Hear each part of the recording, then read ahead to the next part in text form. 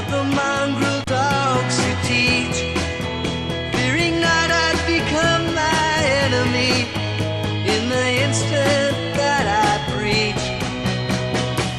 Sisters fled by confusion boats, mutiny from stern to bow. Ah, but I was so much older then, I'm younger than that now.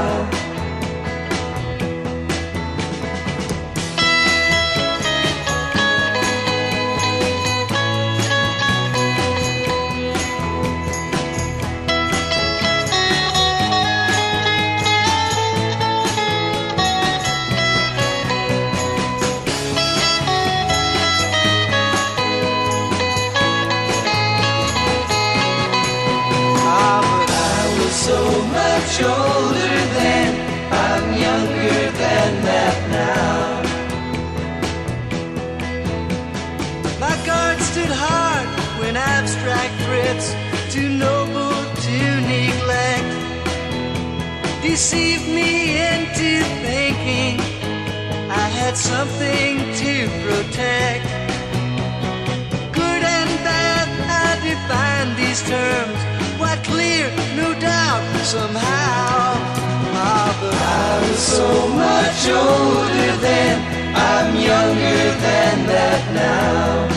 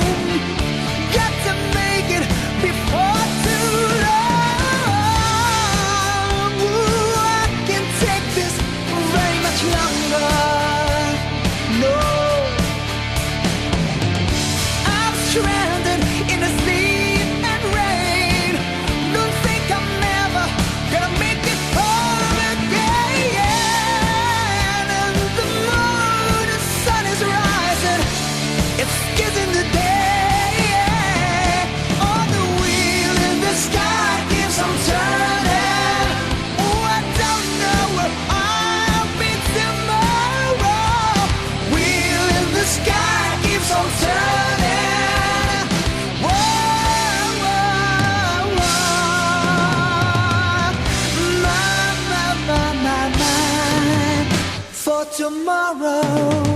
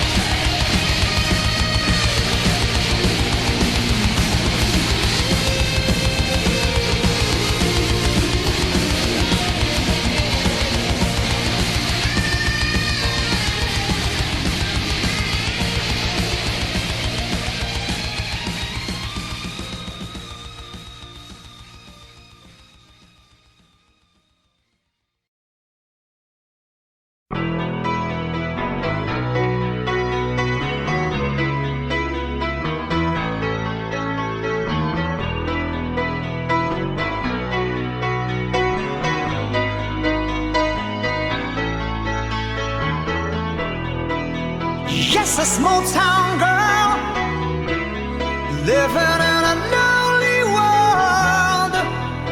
She took the midnight train going anywhere. Just a city boy, born and raised in South Detroit. He took the midnight train going anywhere.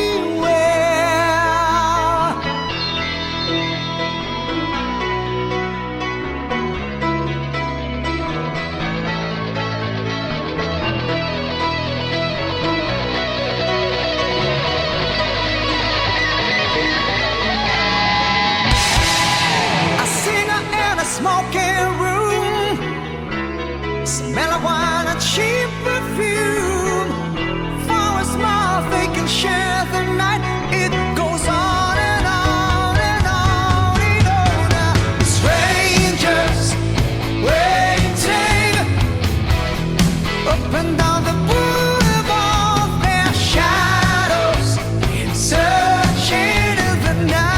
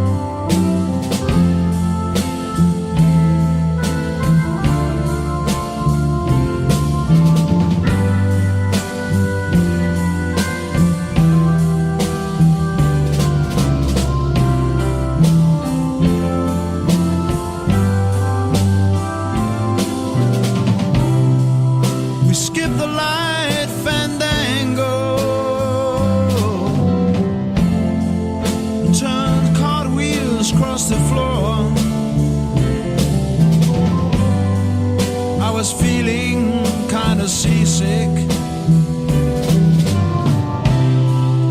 The crowd called out for more. The room was humming harder as the ceiling flew away. When we called out for another drink, the waiter brought a tray. And so it was that later, as the miller told his tale, that her face at first just ghostly turned the wider shade of pale.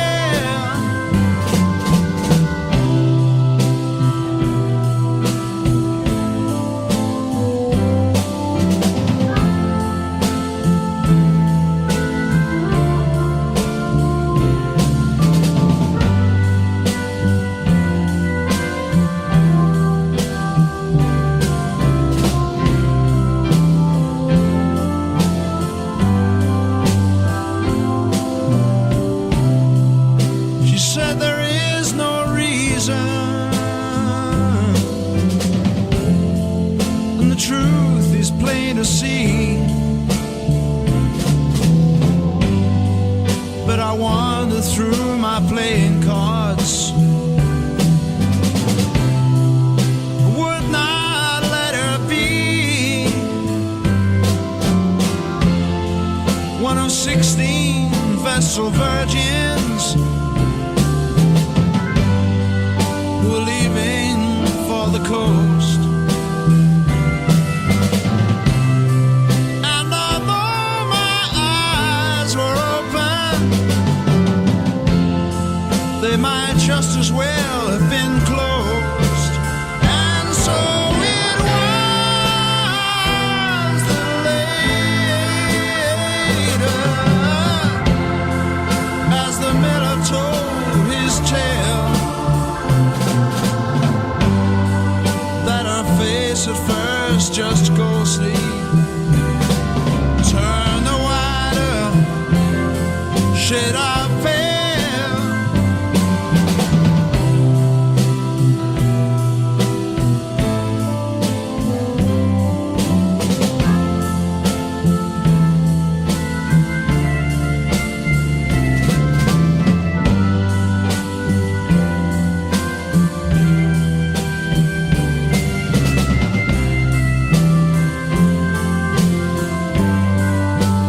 And so it was that later, as the miller told his tale, that her face at first just ghostly turned a whiter shade of pale.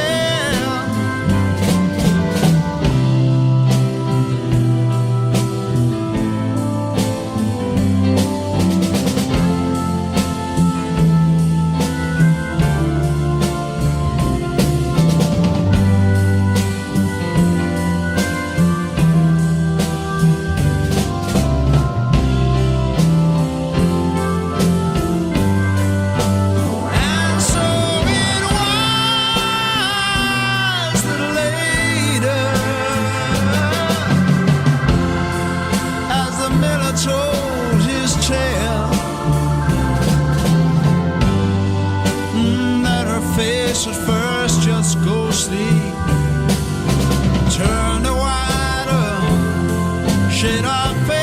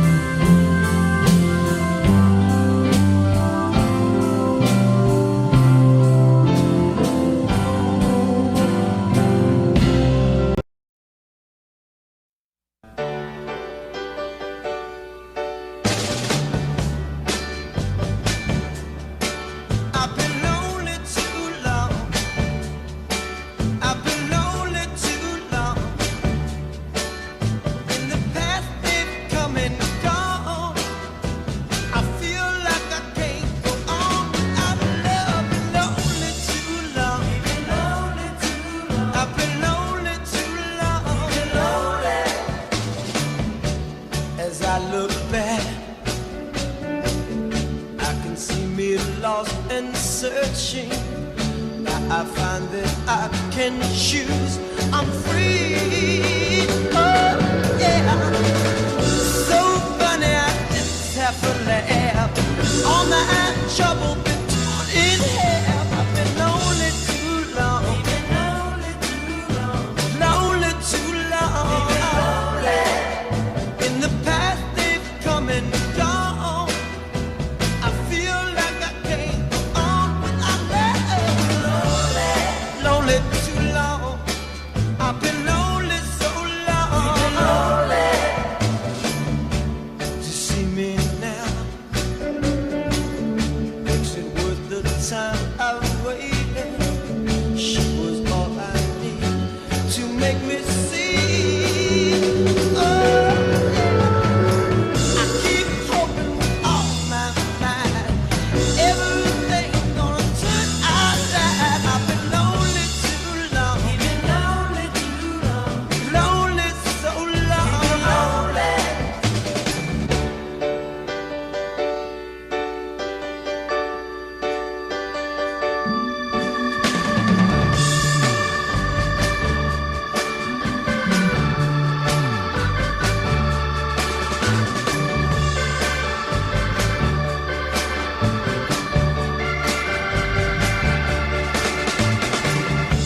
Now look at me, gliding through this world of beauty. Everything I do brings ecstasy. Oh, yeah. No wonder I could die. I feel like I'm about to take my life. Been lonely too long. Lonely too long. Find myself somebody. Don't have to be alone no more. Lonely so long. Don't have to be alone no more, no more.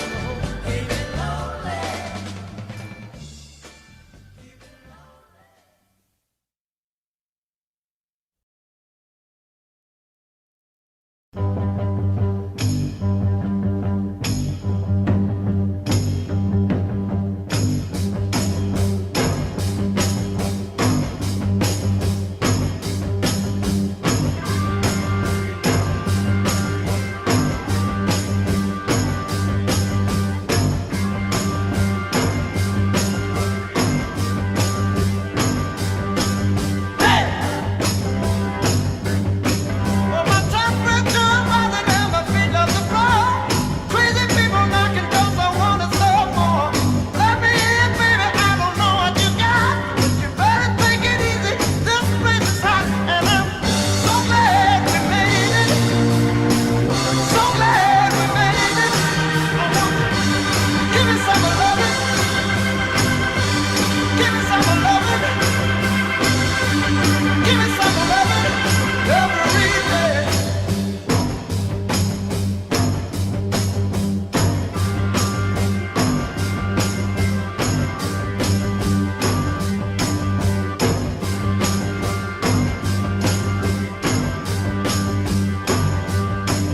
Hey! Well, my head's exploding and I'm floating to sound. Too much is happening.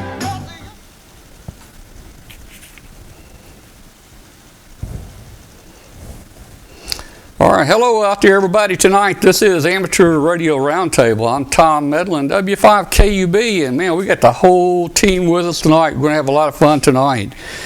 Today is August the 10th, 2021. Boy, time's flying. Oh, man.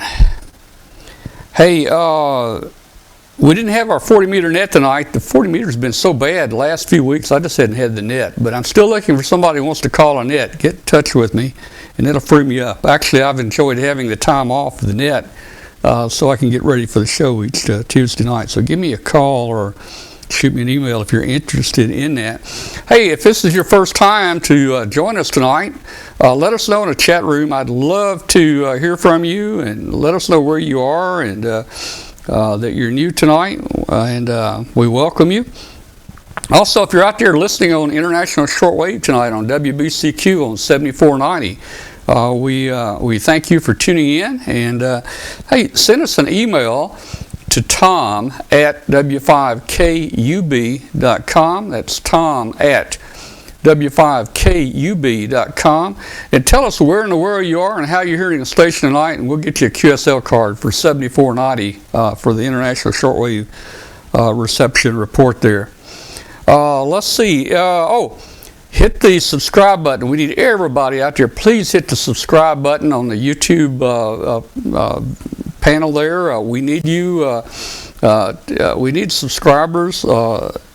Each subscriber we get helps us to rank our show a little bit higher out there in the YouTube world. And you know, when you're surfing YouTube and you're looking at certain videos, you know, the little videos on the left, on the right side there that's kind of recommended. Well, that puts us in that recommended side there, and people click on us. And we have about 30% of our audience each Tuesday night actually clicks on us just because they saw us advertised on YouTube. So please click the subscribe button there. We'd really appreciate that. Hey, got some sad news. I don't know if everybody has heard this. Mike Ennis, KB5YJF. Mike died this week from the COVID variant, the Delta variant of COVID. Mike was the manager for the production for Meritron down in Starkville with MFJ. So I talked to Martin today, Martin Jew, and Martin's having to kind of fill in, and it's a big loss for him down here. Mike was a great guy, and everybody couldn't say enough about Mike there. But he left us this week. Thoughts and prayers go out to Mike's family out there. We've got Huntsville coming up in about 10 days.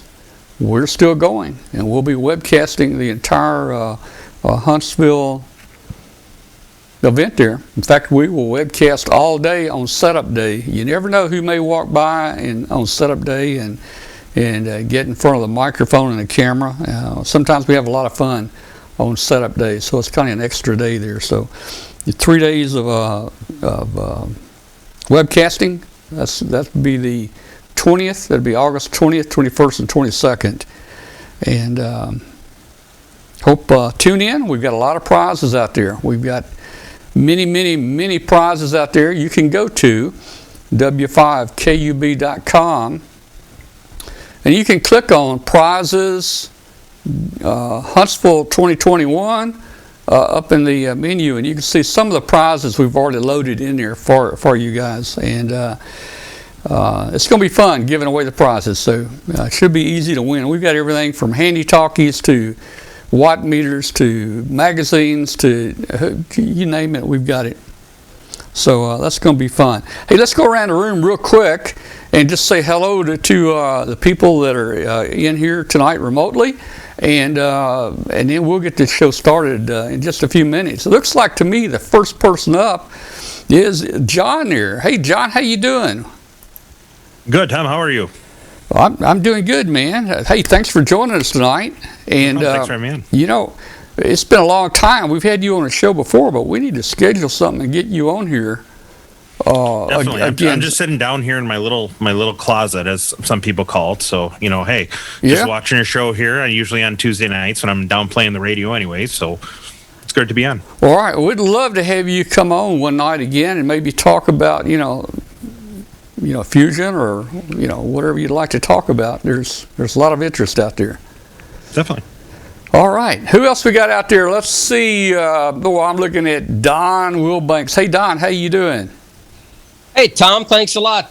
Doing great. First off, wanted to thank you for letting us do the Young Ham of the Year Award presentation here tonight live on Amateur Radio Roundtable. We normally do that at Huntsville and have since 1993, and you've always been gracious enough to include us in your webcast there. So what better place to do it remotely than right here on W5KUB.com and Amateur Radio Roundtable. So we thank you for that, and that presentation is going to be coming up here in just a little bit. All right, and you know what? Looking forward to it, and we always look forward to the Young and Ham presentation. And as you mentioned, we've been doing it now for a number of years.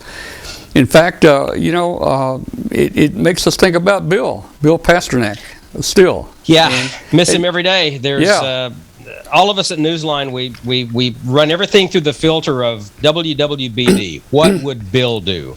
Yeah, and Bill, even though Bill got sick toward the end there and couldn't make it, he was actually going to be on a show, I think, that right before he passed away. But he was able to watch from home. He was able to watch the Young Ham of the Year presentation. Even though he couldn't be there, he was still part of it. So we were really just glad that could happen. Yeah, he was always texting me right up until time to do it on stage at Huntsville, and it was just aggravating as it could be. But that's just Bill, And you see, we've got his license plate hanging up here. Yep. Yeah, and the other one is with the person who took his place as editor-in-chief of Newsline over in New York. That's Karen Eve Murray, KD2GUT. She has the one from the back, and I have the one, or she has the one from the front, and I have the one from the back. I think, or vice versa. Okay, nonetheless, all right. We've got his. You've got it covered. Plates. Yeah. Yeah, boy, trying. All right, let's see who we got. Let's pull in Katie and Dwayne next. How you guys doing out there in Montana? We're not in Montana. Oh, I'm sorry, Wyoming. Wyoming. Why did I say Montana? Why did I say Montana? You're not. Only been on the show. We've only been around for like 5 years on the show, Tom. But we're doing good out here. Thanks. It's good to see it. Lots of friends that we haven't seen in a while because of obviously nobody's been going to Hamfest. So really appreciate the opportunity to help Don and the crew with the Young Ham of the Year award tonight. And what else? Yeah, and I can tell Don how to figure out who has the front and the back license plate. Look for the one that's covered in bugs. Exactly. Oh, yeah, there you go. Yeah. There's the one that you have. Looking forward to the show. This is going to be a fun show. Yeah. All right. Well, Pass great. it back to you, Tom. All right, great. Let's see. We've got Faith Hannah standing by. How you doing, Faith? Pretty good. It's been a little warm today. Yeah. Hey, we're so glad to have you on here tonight, and it's going to be a fun night. And I'm just looking forward to hearing the story again. And I've got some pictures of you here. We'll probably show. Now I'm not going to show the baby pictures tonight. Okay. Your dad sent me the baby pictures, but I'm not going to have the baby pictures on here. I promise you. Well, maybe I actually saw him looking through them. Maybe one or two. I don't know. Well, I don't know what we'll have yet. Okay. Well, hey, I'm glad you're there, and hey, we'll probably see you maybe in about a week down in Huntsville, right? Maybe. Yeah. We're still trying to figure that out. Yeah. Okay. Well, very good. All right. And Glenn, have we talked to Glenn yet? Or Glenn, you the last one here? Well, you've skipped over Rich. Oh, I'm sorry. Well, see, I have so many people in here, I can't see them all on my screen. Well, you want to do me or you want to do Rich first? No, let's do you while we've got you now. Yeah, get me out of the way. Yeah, how you doing? Yeah, I'm doing real good. The new book is officially out. Don't know if I mentioned that last week or not. Those of you that are having trouble sleeping, there's a new sleep aid out on the market now from ARRL.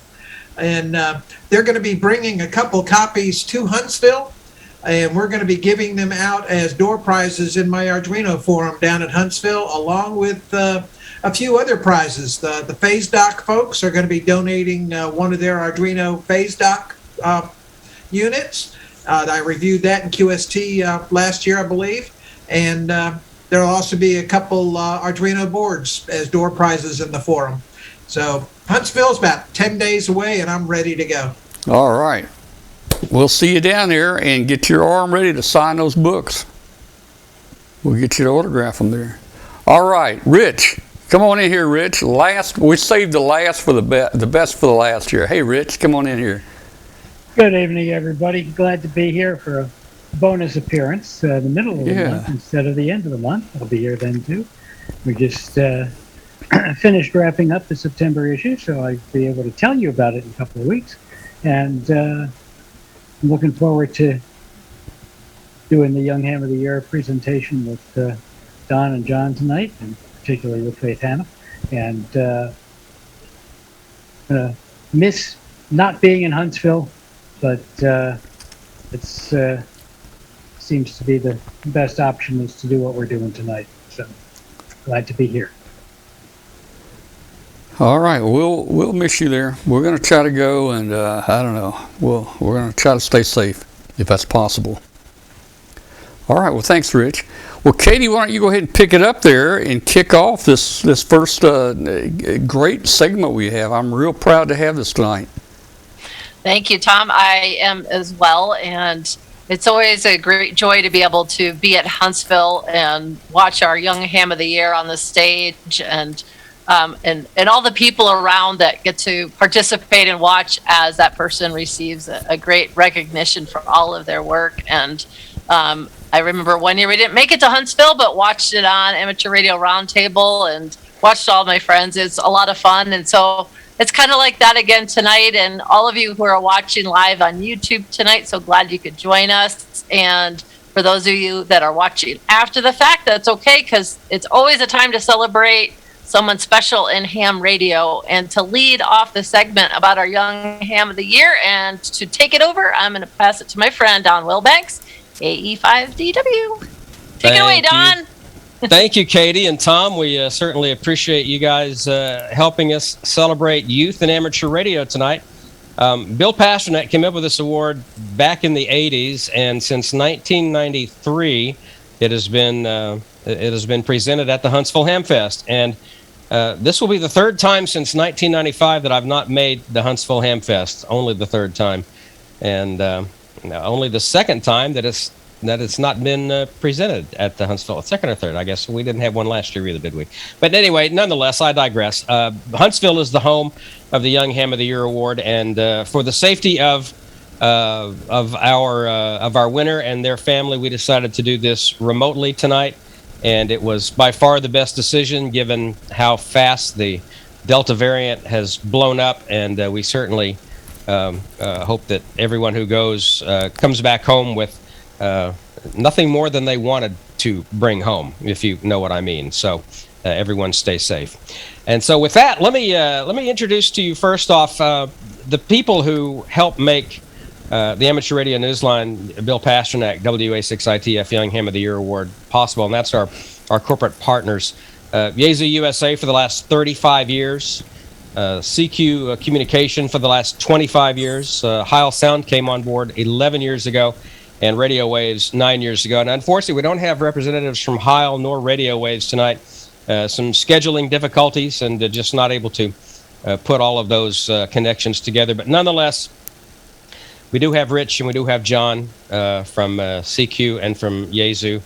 And we also have Faith Hannah Lea, KD3 Zulu. Let me tell you a little bit about Faith Hannah. She is the daughter of James, WX4TV, and Michelle, N8ZQZ Leah. Her brother and two sisters are also hams. She credited her parents with being her biggest influence in her entry into ham radio. She said her journey began at the age of 10 back in December of 2014. Now, you do the math, that's 7 years. 6 weeks after getting her tech, she had earned her amateur extra license. So, and to give you an idea of how fast this young girl has worked, her nomination packet was too big to be emailed. We had to ship it around to all the judges via Dropbox. It was 70 megabytes and 58 pages long. And just our press release was 6 pages. So I've tried to glean the cream off the top of those 6 pages to tell you a little bit more about Faith Hannah. 18 months after being licensed, she was invited to join the 2016 Dave Calter Memorial Youth DX team operating PJ6 from the Dutch island of Saba. Among those PJ6 achievements was a satellite contact that broke the SO50 distance world record. She wrote an article about that event, which was published in the March-April 2017 issue of the AMSAT Journal.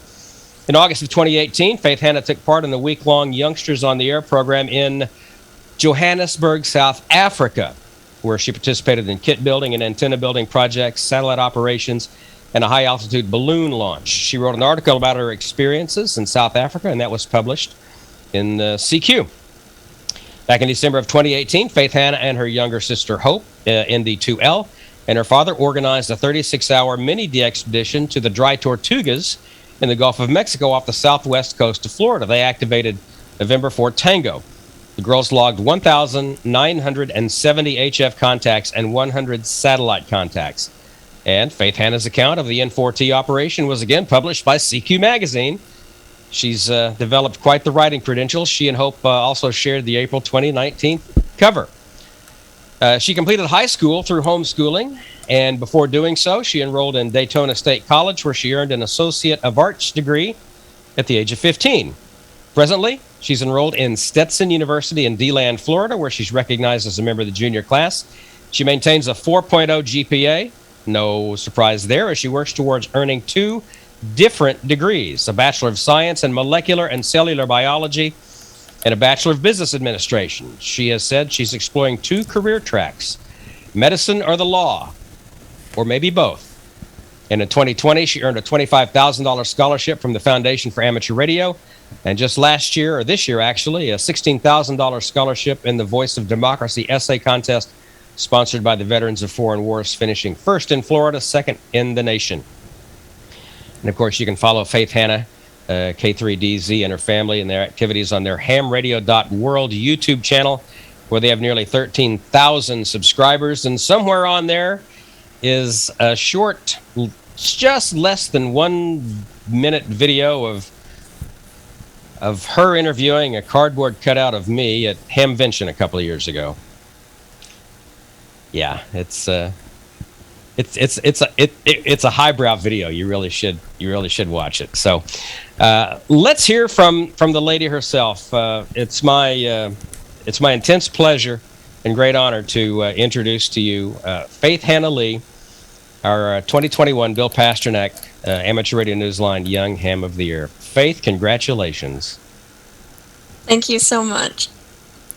I really don't know what to say, because I didn't even know I was nominated until about a week ago when I heard that I had won.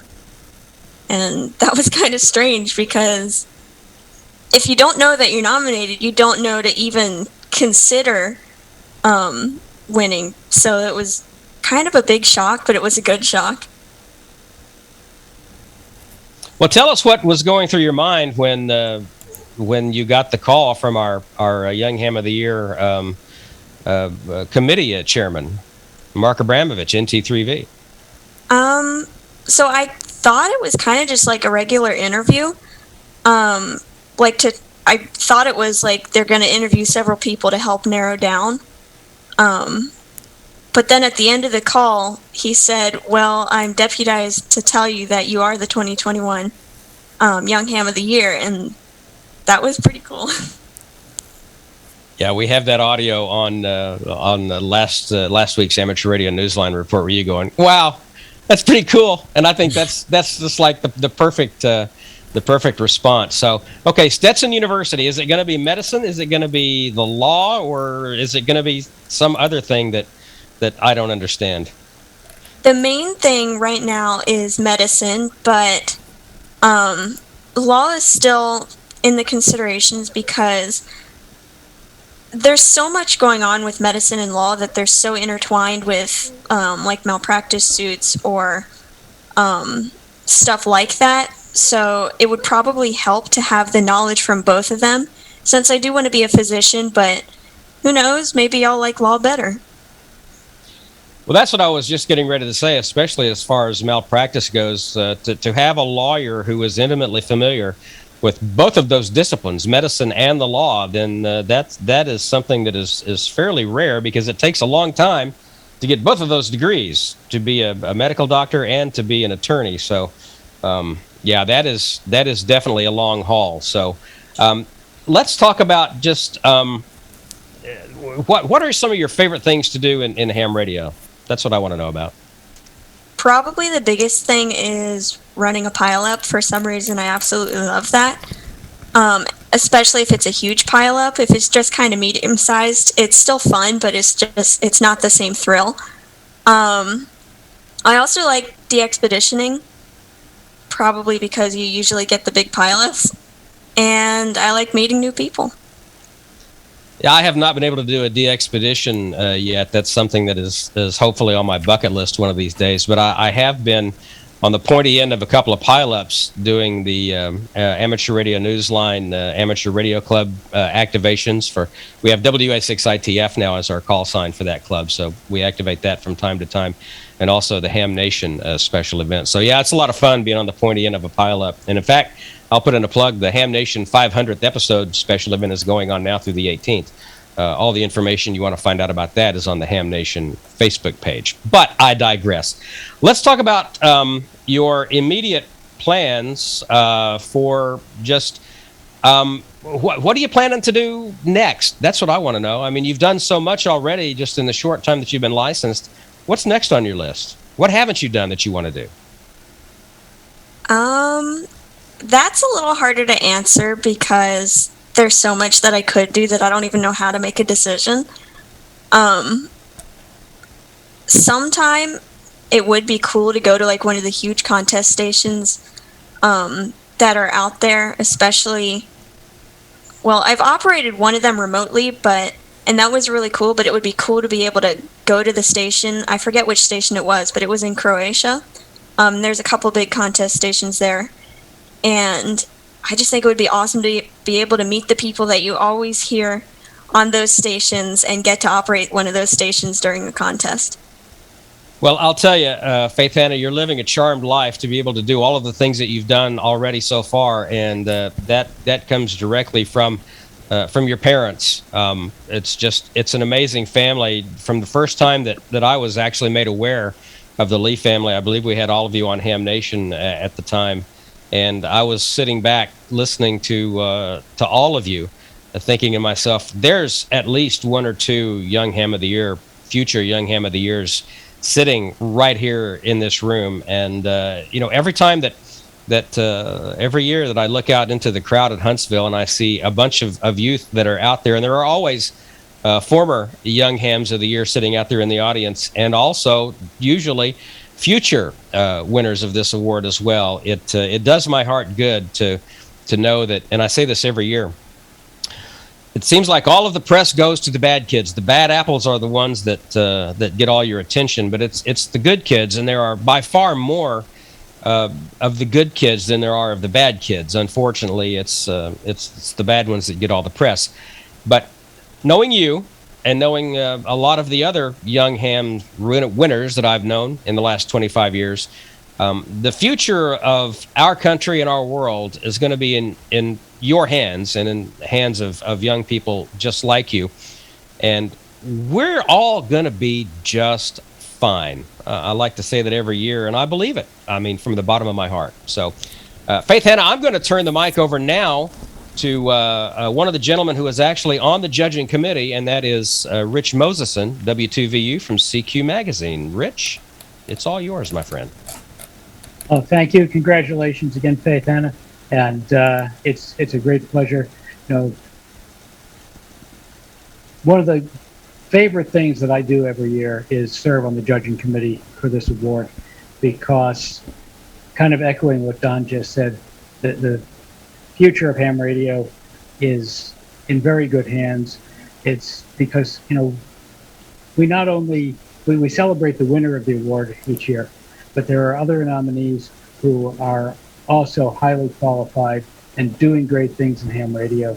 And it just gives me great faith in the future of our hobby to know that we have a lot of young people who are already taking on leadership roles in the hobby. And it's sometimes too bad that we can only choose one person to represent all of the young people who are doing great things. But I'm very glad that you are that person this year. I've known you and your family for several years now, and when we do the presentation at Huntsville on the stage, you and your family have been in the audience for quite a few years now. And I keep looking down at you guys and thinking somebody needs to nominate her because she's highly qualified. And I wish that we had the opportunity to consider her. And now somebody finally did. So congratulations. We are going to give you some stuff here. I'm going to have a certificate that is hard to see. I'm going to try to share my screen here and see if that helps a little bit. I can't get it full screen. There we go. Our art director was very creative and got your cover on there as well. And for those of you who can't read what's on the screen, it says, congratulations, 2021 Young Ham of the Year, presented to Faith Hannah Lea, KD3Z. You will be receiving from CQ a 10-year print and digital edition subscription to CQ Amateur Radio Magazine, a collection of CQ's books and CDs, plus both the 2021, 22, and 2022, that's hard to say, 23 CQ Amateur Radio calendars. It's a great pleasure to present these to you on behalf of CQ, and it's a great honor to be on this committee every year and to see who has the is being nominated and all the great things that the winner and the runners-up are doing to lead ham radio into the future. So, Faith Hannah, congratulations again, and good luck in whatever you choose to do. And by the way, my daughter went to college starting to study equine science and has ended up as a lawyer. So, Don, back to you. Very good. Thank you, Rich. Always a pleasure to share the stage with you, both in person and virtually. And another gentleman that has become a good friend of Amateur Radio Newsline since joining up with Yezu is John Kruk, N9UPC. John, good evening, sir. Good evening, and thank you for having me on and allowing Yezu to take part in the many years that we've been working with Young Ham of the Year award. And I just want to say what congratulations, and I think your name is so fitting, Faith. And the reason I say that is that in addition to working with Yezu, I do work in public safety, and with COVID that's taking place, amateur radio became such a lifeline for some people that I've seen personally, that I've heard these stories about and everything, because we were normally out and doing Hamfest and doing events and everything like that. And because of COVID, we couldn't do that. We couldn't see our friends. We couldn't see the ones that we know. Huntsville not taking place in 2020, was a heartbreaker, because it's kind of nice to go and I get to see all my people down there and all the friends and stuff that I've come to learn and love and see. And this year, what I heard, hey, 2021, it's Faith. I met you at I think it was 2018. I think it may have been at Hamvention, and it was just wow. It was good to hear that you won. And on behalf of Yezu, we want to basically be able to still give you recognition and for you to have some fun with amateur radio. And I know you're big into HF, but you know what? There's going to be times where unfortunately we can't lug the HF rig around with us. So Yezu this year is going to be sending you a brand new FT70 DRDE handheld for you for your enjoyment there. It's a 2 meter 440 centimeter or 70 centimeter handheld there for you, fusion capable, so nice to carry around there. But you know what? That's great for walking around. But sometimes you just need to go ahead and have something a little more powerful in the car. So we will also be sending you a brand new FTM 300D.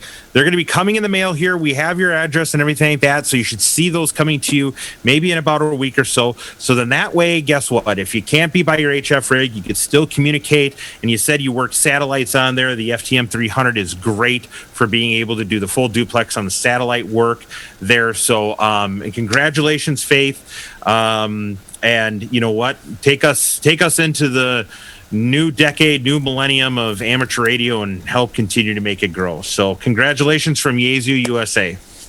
Don, I'll turn it back over to you. Thank you, John. Well said. Some nice hardware there. I know that you can probably, I know you can use that handheld in and around Stetson College, and you can probably use that mobile in your vehicle as well. So if you don't already have one in there, that's going to be very usable as you're getting started off in college. Unfortunately, we could not have representatives from Heil Sound or Radio Waves here, but we will send along their congratulations, and I'm sure that they'll be getting in touch with you at some point as well privately. But I think you've already gotten something in the mail, haven't you, Faith? You got a box in the mail over the weekend. Any of you opened it yet? I have not. I wasn't sure if I was supposed to or if I was supposed to leave it. Okay, well, I'm not sure if we should turn this into an unboxing video, but yeah, why not? Go ahead. Let's unbox what's in there. All and right. Don't worry, it's wrapped in puppy pads, but don't worry, they're clean. Scoot back so I can actually fit the box. So I don't know if you have any puppies there, but those are a couple of puppy pads that you can recycle for whatever it is you need to recycle into. Or take it on your next expedition to the Dry Tortugas. There you go. There you go. All right, let's go to a shot of her, Tom. She's cutting the box open. This is Zoom. She's going to have to okay. say She's going to have to talk. Okay, it's triggered. I got you. All right, well, I'll give you the play-by-play here. It's she's pulling it out of the box Faith, now. just talk while you're doing it. Yeah, just talk, Faith. There you go. So I got to take out a whole bunch of packing peanuts. Not sure where to set them.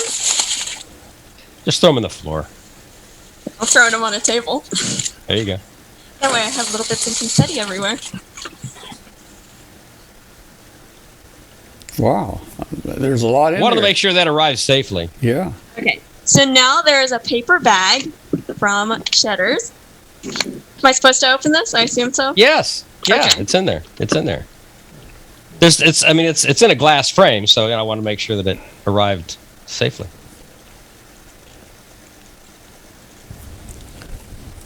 If the real estate thing ever falls through, I've got a great career in packing packages. Yeah, but Don, sending it in the Cheddar's bag is really cheesy. Oh, Rich. Shame on you. Yeah, you had to go there, didn't you? Absolutely. I'm almost through the puppy pads. Wow. Okay, maybe I'm not. Listen, I thought I was. There's another one. There's two. I'm nothing if not thorough, believe me. I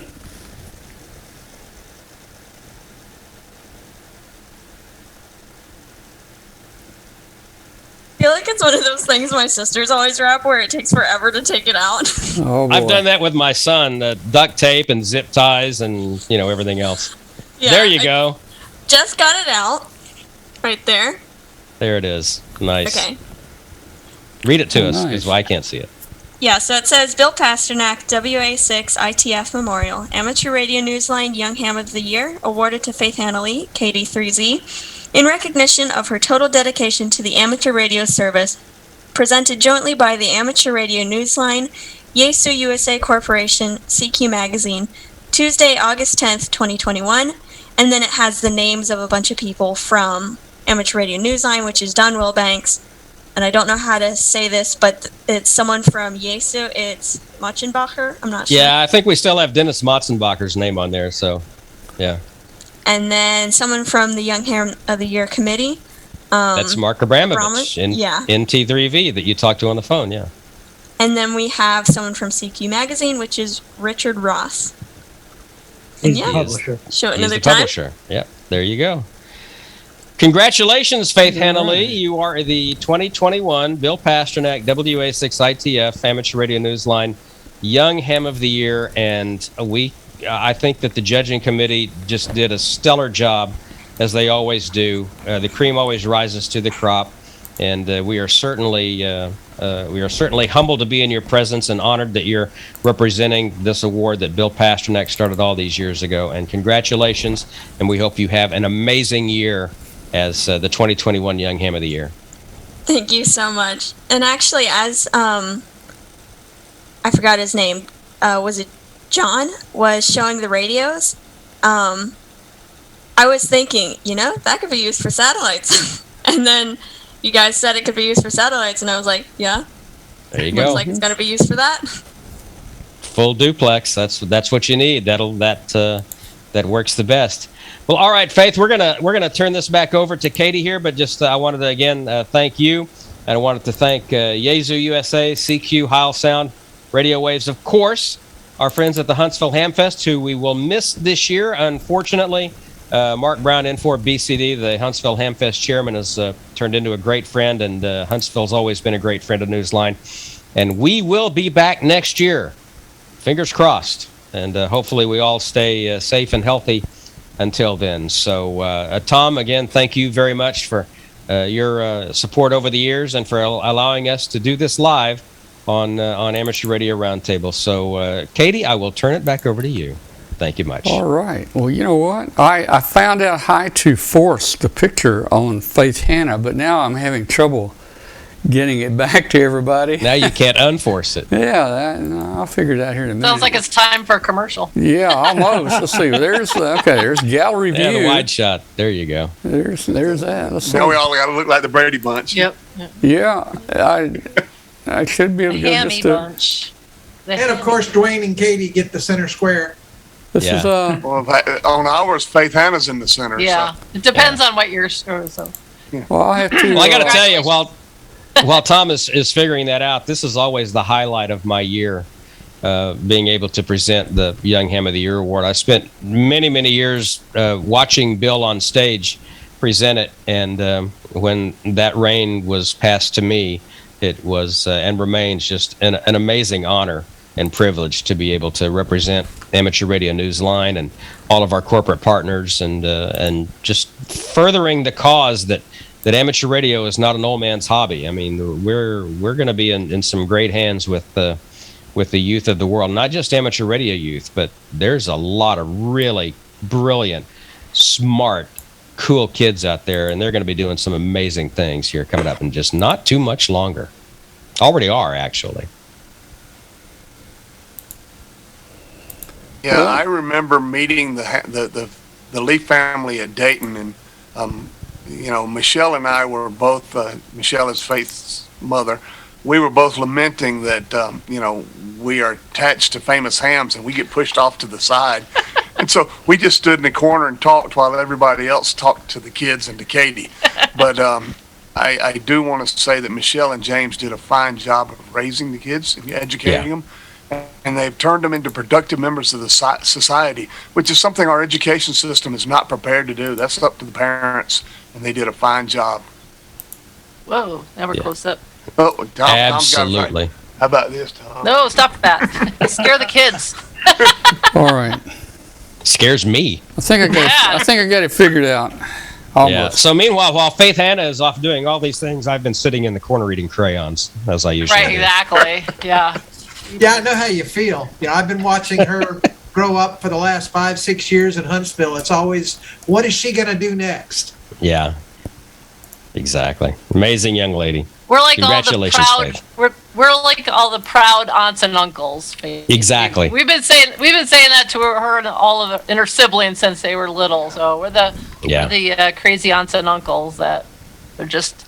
We try to claim fame that, we helped, but we didn't do a darn thing. Just cheerleaders from the side. Exactly. All right. Well, Faith Hannah, congratulations. You were a great person to select, and wow, we'll see you in about a week. I know you guys have got a booth down here in Huntsville, so we'll see you, Faith Hannah. Oh yeah, can she give a plug for her booth? And let's do that. Absolutely. And her company. That's right. All right, so I don't know which booth it is yet because well, I know. I am not going to be there to set up because I have school that day. Okay. However, we're still trying to work out when I'm going to come up because, as I said, I have school and I need to work it out with my professors to see how we can get things done. But right now it's looking like I will be there for Saturday and most of Sunday. And we'll be there for Shack in a Box with our different Go boxes and battery boxes to show off. All right, so here is the layout. And your booth is right here. where I have the little. I don't know if you can see the cursor or not. That's a good spot. Yeah. At least I can. Yeah. We're over here. Here's the door. They moved the door coming down, and we're going to be here. There's the stage, and you're right about well, you're kind of centrally located here. Yeah, she's right next to Gigaparts over there, so That's everybody. right. Yep. Yeah. Corner spot. That's a good spot. Yeah, it is. Let me also plug that we're going to have Faith Hannah on Neil Rapp's Ham Talk Live coming up on Thursday the 19th. So check out Neil Rapp's Ham Talk Live. We'll have her for the full show. So we're looking forward to that. Well, that's great. And in case somebody isn't aware, what's your YouTube channel, Faith? The YouTube channel is hamradio.world. Perfect. So go check that out, everybody. Go like, subscribe, follow all their great videos. Right. All right. Thank you so much. Thank you. You guys are welcome to stick around the rest of the show. We don't know what's going to happen the next half of the show. I can stick around for a while, yeah. We don't know what's going to happen. Rich was here the night that we were swatted. You remember that night, Rich? I do remember that, yes. Yeah. So we don't think anything like that's going to happen tonight. The police department does know me well now, and they know not to come if they're called. All right. So I am going to have to say 73 to everybody and go do some other stuff. So good night. Yeah. All right. Congratulations again, and this is always a pleasure. All right. Good night, Rich. Good night. Actually, I think I'm going to skate out of here too. There's some time. My wife that gets off work at 11 o'clock tonight, so I think I'm going to spend the next hour and a half or so working some of those Ham Nation 500 special event contacts. So I think I'm going to fire up the HF doing the radio. dishes like she told you to. And no, I've already done that. Hey, listen, I'm a house husband these days for the moment anyway. I've already done that. So I know what side of the bread my butter lies on. You just don't worry about nothing, my friend. So Tom, thank you very much. You're welcome. Everybody, John and Rich, thank you so much for everything that you do for us, and we appreciate you guys. You're welcome. A whole ton. And Don, it is recorded, and it's also on YouTube. It'll be out there on YouTube forever, and I'll try to split this out and just put just the Young Ham video together, and we'll post it separately too. You can do that. I can go and grab it and pull the audio off of your Newsline. So that's not a big deal. I appreciate it. Thank you, my friend. Thank you. See you. Good night, everyone. All right, everybody. All right. Bye, Don. Bye, Don. Good night. All right, guys. Everybody just stick around. We'll be back with you in just a moment. Rough wildfire season may be on the horizon. When natural disasters strike, cellular towers and power grids can quickly become overloaded and down. Emergency comms need to be instant, reliable, and allow interoperation with other organizations and agencies. Amateur radio provides reliable emergency communications with the added security of system redundancy. In addition to our lineup of amateur D-Star digital HF and analog radios, our IC SAT 100 portable satellite radio and the IP501HM LTE radios are an ideal solution for the additional coverage. ICOM's IC SAT 100 is the perfect handheld satellite radio for use outside of cellular or network range. By operating on Iridium's constellation of satellites, quickly and easily connect with other PTT devices, even from remote areas. The IP501H and the IP501M radios provide instant wide area coverage over LTE. By using the LTE network, you bypass the need for a pre-existing infrastructure, allowing nationwide coverage without the added cost of building and maintaining your own. Connect to all of these devices and more, even systems operating on different protocols, with the VE PG4 ROIP gateway. From land mobile and LTE radios to IP communications terminals and IP phone systems, they work together to form one seamless and uninterrupted network, ensuring your comms are received. Visit www.icomamerica.com/amateur for more information on ICOM radios. LDG Electronics provides state-of-the-art antenna tuners for every amateur need, from QRP to QRO, fixed stations, portable and remote, An LDG tuner will match your radio to your antenna using our lightning-fast proprietary tuning algorithms. LDG is a family-owned and operated company dedicated to bringing innovative, quality products to the amateur market. All LDG products carry a full 2-year warranty that is fully transferable. Support is only a phone call or email away. We're always here to help you. Visit us on the web at ldgelectronics.com. Okay, and we're back. Hey, that was fun. I'm glad we were able to do the Young Ham of the Year. It's exciting, you know. I've got some young ham pictures here from the olden days, some novice days I'm going to try to show in a little while. But first, let's go over to Glenn, and let's see what Glenn's got, what Glenn wants to talk about tonight. Glenn, go ahead and pick it up. You really want to do this, huh? Well, sure. Don't let Katie mute me or anything. All right. As we all know, my book came out last week, and so we thought we'd put a little segment together on things that are in this book. Okay. And there'll be a test afterwards here.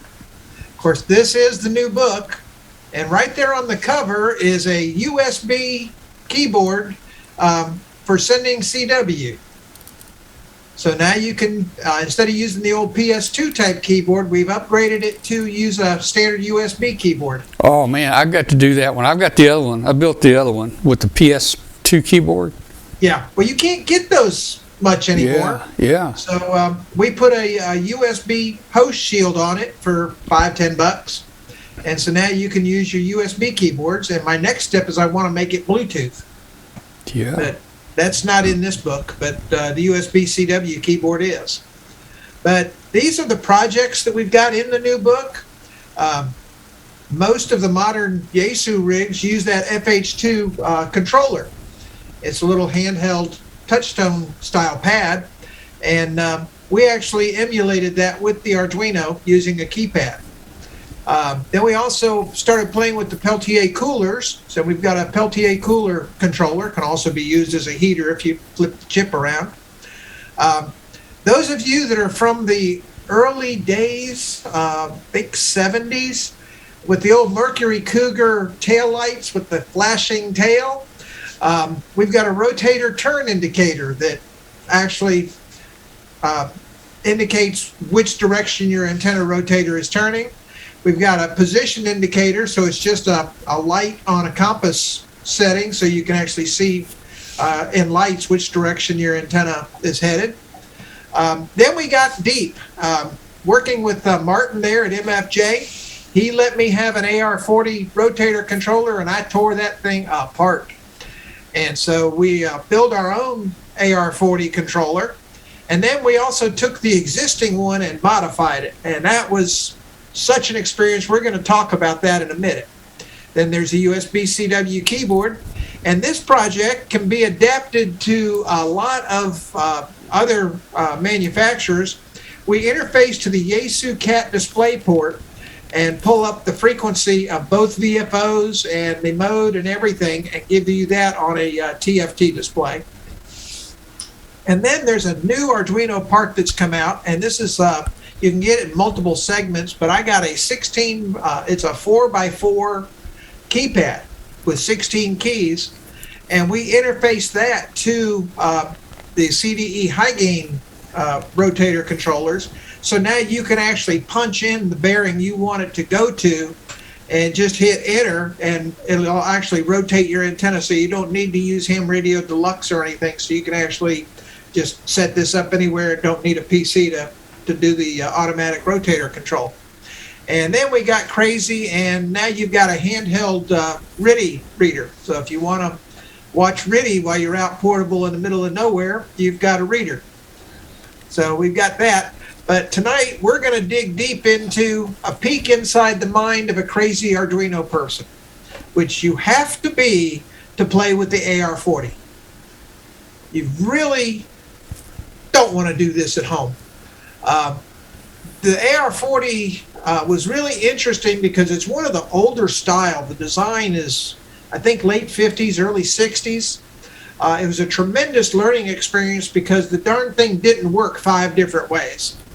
And figuring out how to make something that was never designed to be computerized to work with Ham Radio Deluxe and the Arduino was quite a fun and challenging experience for me. And it's amazing how well this project came out. Some of the key obstacles that we had to overcome, the control box power is completely shut off when the antenna is not turning. So how do we get our position information and things of that nature? If you turn it on by hitting the start button, the way the antenna direction control is, the relays, if it's off, you turn one way, and if it's on, you turn the other. There's no in between. So if you give it power, it's going to start turning. The position sensor is up in the rotator bell housing, but it's not like the later Ham 2 and Ham 3 and Ham 4 and that series. It's just a variable resistor, not a true potentiometer with a wiper. So you don't have access to that center pin to get your position information. The position control in the existing unit is done by using an op amp to compare the position voltage coming in to the dial pot that's on the controller box. The modification that I came up with allows the controller to be operated normally as if you got it from the factory, and then you can flip a switch and be in Arduino control mode, and you can control it by Ham Radio Deluxe. This modification involves a minimum of changes and or trace cuts on the original controller board, so anyone can install this. It's really not that hard to do. It's like 5 or 6 trace cuts and about, adding 5 or 6 wires. It's really not that hard. Here's some of the modifications. So I said just a few circuit board traces and adding wires. We actually take this little relay board and mounts inside the side of the control box. There's just enough space to stick it in there. And that's got the relays, the transistor to drive it, and a little voltage regulator. We use a 1.8-inch TFT display externally. We interface it with Ham Radio Deluxe and any other rotator control program. It emulates the Yaesu GS232A. So any controller package that can talk to the GS232A can talk to the AR40 with this mod. And you can see the display. We actually show you the bearing in degrees, and it will tell you that the Arduino mode is online. So you know whether you're using the standard box or the Arduino controlled version. But this really made some head scratching. Figuring out that power sequencing turned out to be really tricky. Required the addition of that relay control board and the trace cut, so we had to disable some of the relays on the existing board. But we had to re-enable them so that you could use the board as it was originally intended. So we had to come up with ways to work around that. Interfacing it to the position sensor in the politest sense of the word was fun. The word that I would choose is not necessarily fun, but it begins with the same letter. But there are some good design lessons and tricks that with Ohm's Law that really came to the rescue.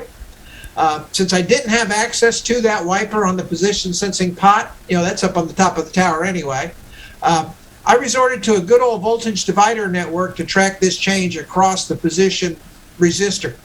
But adding that caused a nonlinear curve in the rotator as the rotator turned, so it made the position calculations almost impossible. Then I ended up remembering, or relearning if you want to look at it that way, some of the finer points of Ohm's Law to save the day. Now, anybody who knows me knows that Ohm's Law and I are not friends. If it can make smoke, I'm going to be the one to do it. But this time, Ohm's Law saved the day. As it turns out, the addition of the resistor at the top of the voltage divider I was originally doing was affecting the voltage drop across the rotator potentiometer up in the bell housing. By using a resistor value that's 10 times greater than the 1,000 ohm resistor that was up there, we bring into play that part of Ohm's Law that affects series and parallel resistance that says a ratio of 10 to 1 or greater causes that second resistor to be little or no importance to the circuit. It's negligible. So I used a 12K resistor at the top of that voltage divider, which for all intents was ignored by the rotator pot. Of course, this dropped the voltage of the divider to a range of like 0 to 300 millivolts, which is far too low for the Arduino's onboard A to D to handle. So we brought into play my personal favorite, the TI ADS 1115 A to D. This is a 16-bit A to D with 6 programmable gain settings, and it has its lowest gain is 0 to 512 millivolts, and I got 16-bit resolution with that. So now we ended up with a highly accurate position value that can be directly mapped 2 degrees using the Arduino map statement. Got a little more complicated than that. We ended up having to break it out into zones because there was still some nonlinearity, but we got the thing accurate to within about a half a degree of the actual position.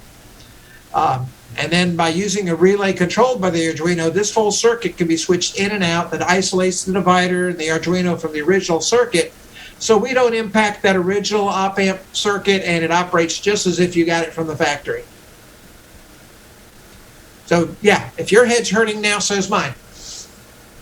The nice part about adding the Arduino to the rotator like the AR40, the sketch that I use is the basis for all of my other rotator control projects. So you can modify this for just about any rotator controller, and it actually worked almost, plug and play with the AR40.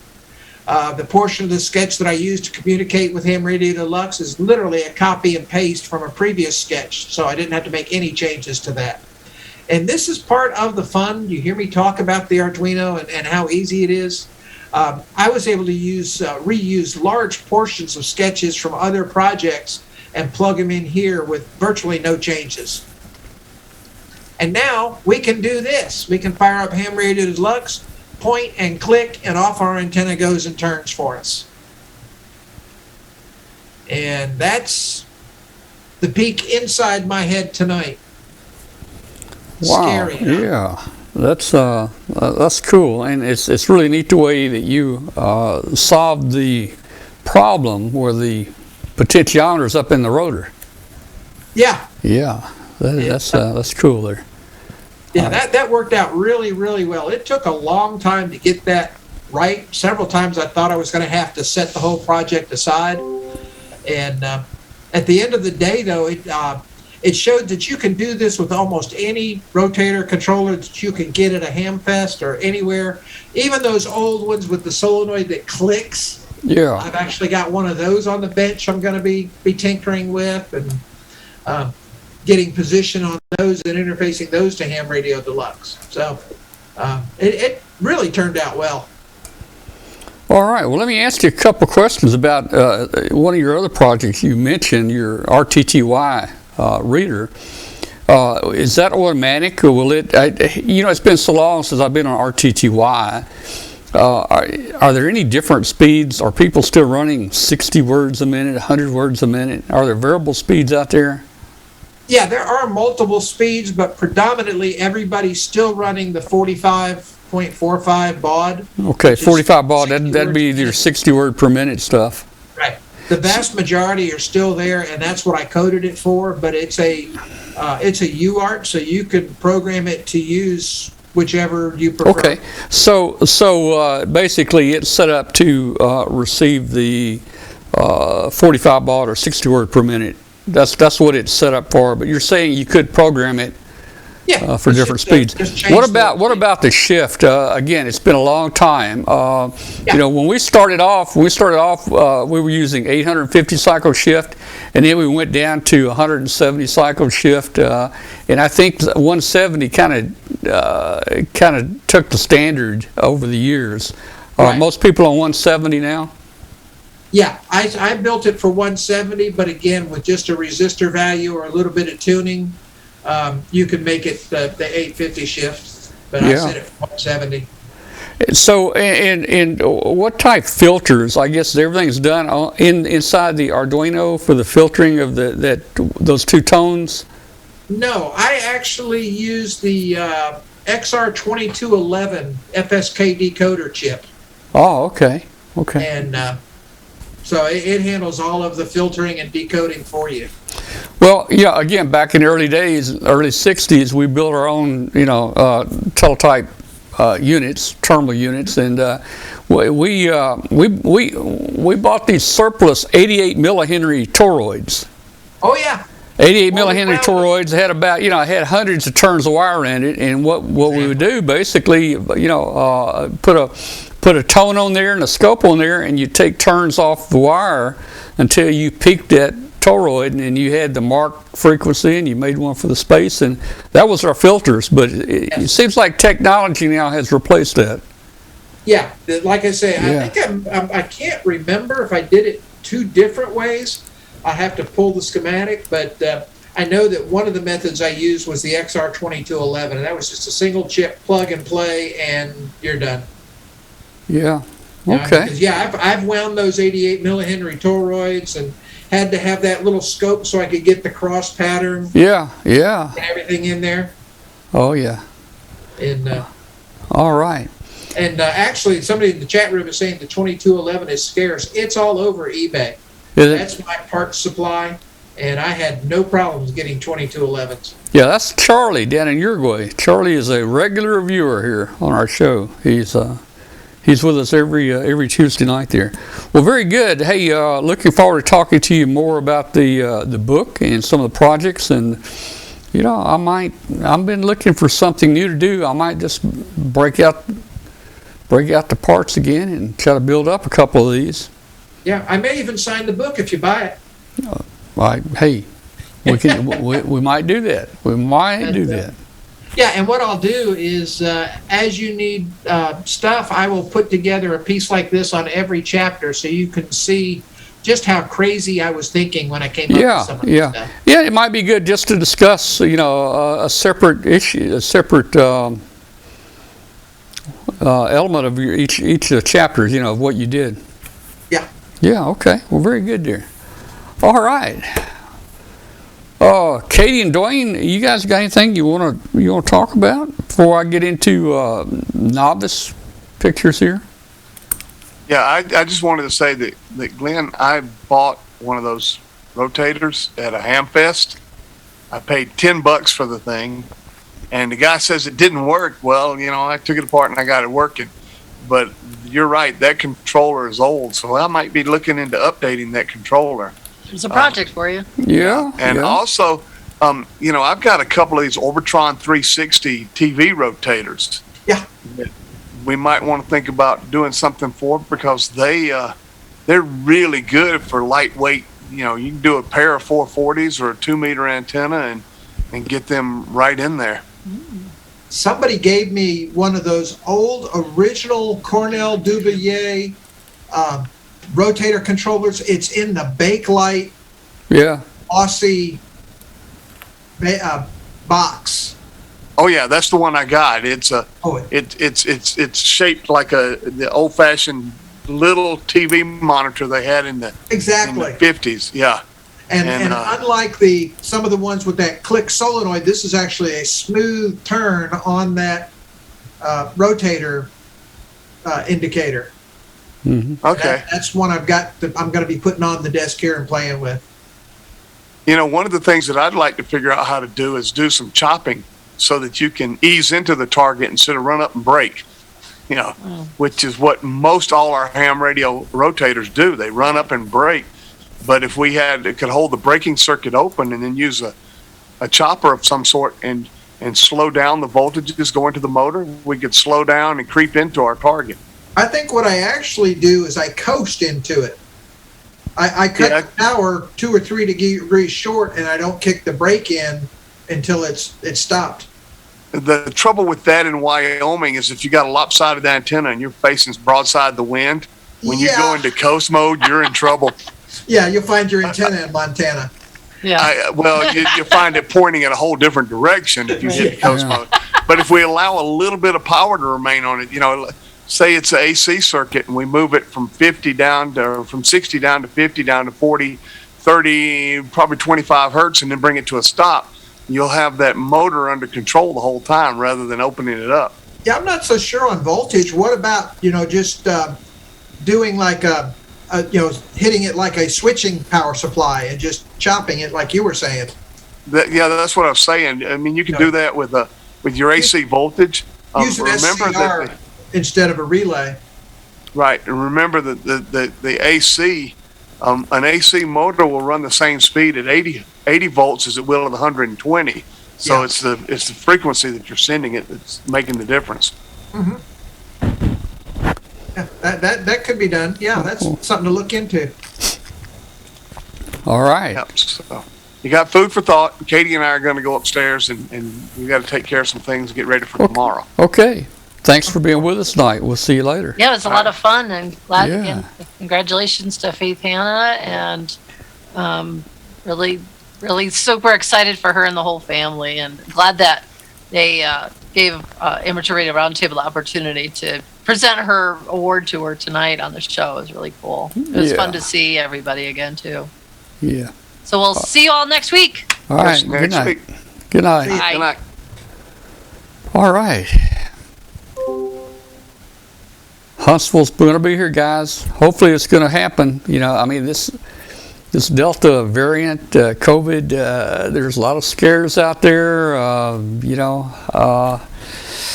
lot of people are looking at it. Right now, the word is the Ham Fest is going to continue, and I guess all the people looking into this think it's safe to do it. So we're going to go. We've had our shots, so we're going to go. Yeah. And I feel good about the shots. I don't feel good about the COVID, to tell you the truth. There's a lot of it out there, actually. But what I found out, guys, and I'll just say this is my personal opinion. Some people don't agree with this, but my personal opinion is the shots do work, and even Bill Brown will tell us that. Beverly came down with COVID with Bill there, and Bill had his shots, and he did not get COVID. And I've had friends here that came down with a breakthrough case of COVID, and the doctor they said, well, I had the shots. How can I get COVID? And he said, well, the shot kept you from going on a ventilator. So I really think there's something about that.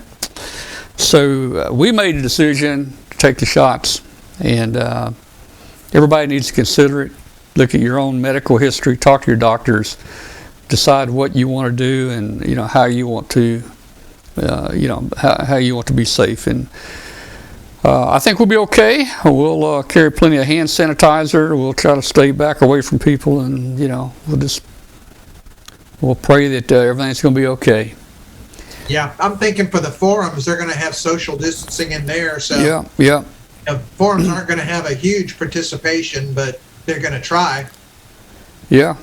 But I'm still going. I'm looking forward to it. I mean, my gosh, this is the first Ham Fest I've been to since you and I went to Orlando. Yeah, we're looking forward to it too. And hey, guys, let me mention. I'm going to take 2 minutes here and just mention it. We've got one prize here that we're setting aside for anybody who wants to help sponsor the expense of our trip. Just going down here is going to cost probably roughly about $800 to do the webcast for those 3 days. And if we can get some sponsors or people that donate a little bit, $5, $10, that'll sure help us out on a trip. We're going to set this mic aside for anybody that wants to donate. We'll put your name in a special hat for this prize. This is the Bob Heil. This is the Deco Series, the Finn microphone, and this one is signed by Bob Heil. You can see Bob has signed it there, and it's a great microphone, and it actually comes in a carrying case. Look at this carrying case. It's got a metal carrying case it comes with and everything. The mic is in here. I'm not going to take it out, but if you want to help us out, just go to our website, w5kub.com, and click on donate. There's a little link at the top up there that says donate, and we'll put your name in. We'll put your name in that special hat. $5 to get your name in the hat for this, and there won't be that many people that actually donate money. So you got pretty good odds of winning this, actually. $5 to get your name in there once, $25 to get your name in the hat 5 times. So, if you're interested, if you can do that, if you can help out, please do. But if you don't have the money or you're short on cash, don't do it. We're not begging for money in any way. We're going to go. We're going to have a good time anyway. and we've got a lot of prizes out there. Just go to our website, w5kub.com, and you can click at the top up there. You can click at the top on prizes. Let's see.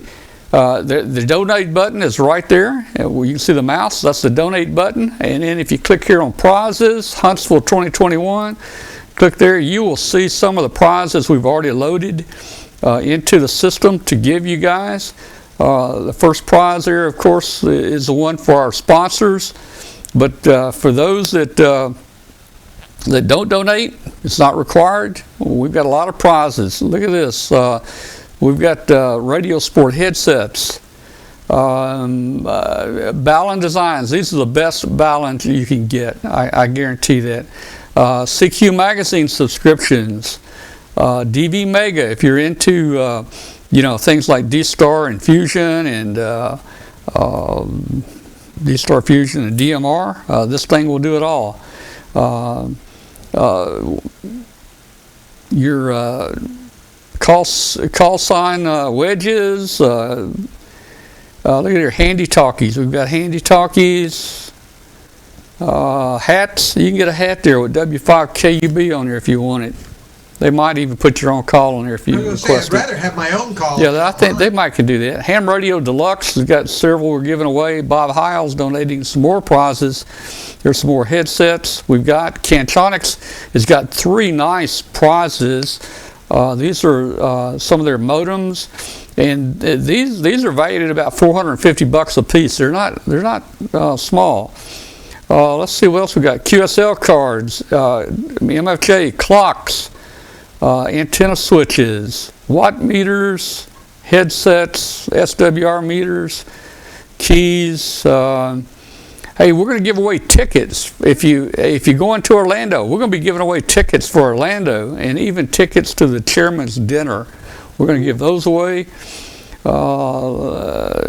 If you like a spectrum analyzer, R&L's donated one of the tiny SAs. That's a great spectrum analyzer. Here's one of the best SDR receivers you can get, the SDR Play. Signal Link, look at it. Would you like 250 feet of LMR 400? We've got it for you there. So just go to w5kub.com, and at the top, click on prizes or click on donation. But this is where you'll get information about our Hamfest and our prizes and what we're doing here. So. Okay, one of the things I was going to just talk about tonight, this takes me way back. It takes me back last century. That tells me I'm getting really old. And, if you're in New Ham and you've been in New Ham even for the last, few years, there's a lot of hams. I've been noticing they're just getting their license this year. But if you've been a ham for just the last 5 years, 10 years, everything's so compact now, solid state, and it's, works so great and everything. But back last century, back in the 20th century, when we got into ham radio, it wasn't quite like that. And it was much different. And we're going to have we're having novice night tonight. We've got about 4 or 5 pictures of some novice stations from the 1960s, 1970s, just to let you guys see what it was like back then. And yes, we did have to walk 20 miles to school, uphill in the snow. And that was uphill both ways. Exactly. That was uphill both ways. So I just want you to know that. So we're going to look at a couple pictures here real quick. All I got to do is pull them up. So this is what a station looked like. This is what a ham station looked like. This is like 1964, and that's me. And you don't see a little small solid state transceiver there, that does it all. On the left there, I've got a SX140 receiver. And on the right, my parents bought me a really nice, that was a night kit. It was a T150. That thing would run 150 watts. It would do 80 through 6 meters, AM and CW. And it had a VFO in it. But here's the catcher. when we were novices, and back then everybody respected the FCC, and we were crystal controlled. We had maybe 1 or 2 crystals, and that set our frequency. And the nice thing about their receiver there, that was an 80 through 6 meter receiver. So it actually had 6 meters on it also. And the interesting thing about back then, I held 2 licenses at the same time. I held the novice license, WN5KUB, and that gave me my privileges on CW and HF bands. And I was WA5KUB, which gave me 6 meter voice privileges. So I could operate 6 meters voice, and I could operate CW. Now, back then, you only had 1 year, and Glenn remembers this. You had 1 year to get your license upgraded. You couldn't renew your novice license. You had 1 year to get up to general or tech, wherever you wanted to go, and that was it. So I think within a few months, and that was the good old days, because we got on CW, and boy, we knocked out the CW calls. I had friends all over, the state and local states nearby.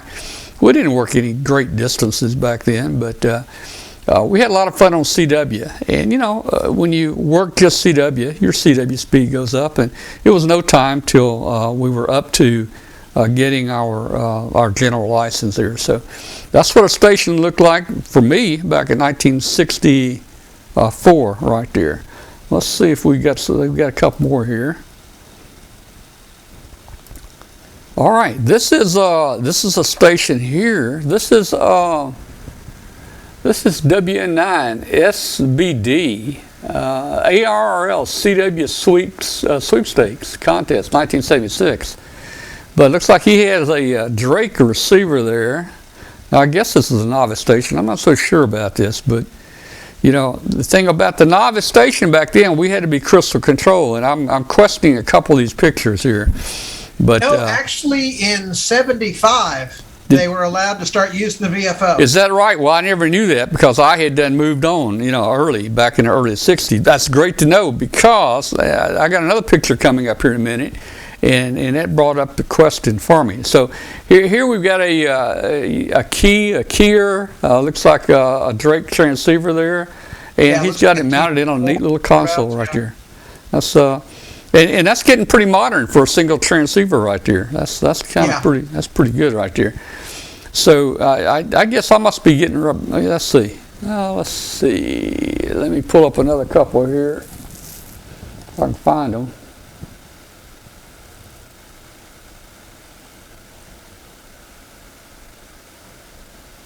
Okay, here we go.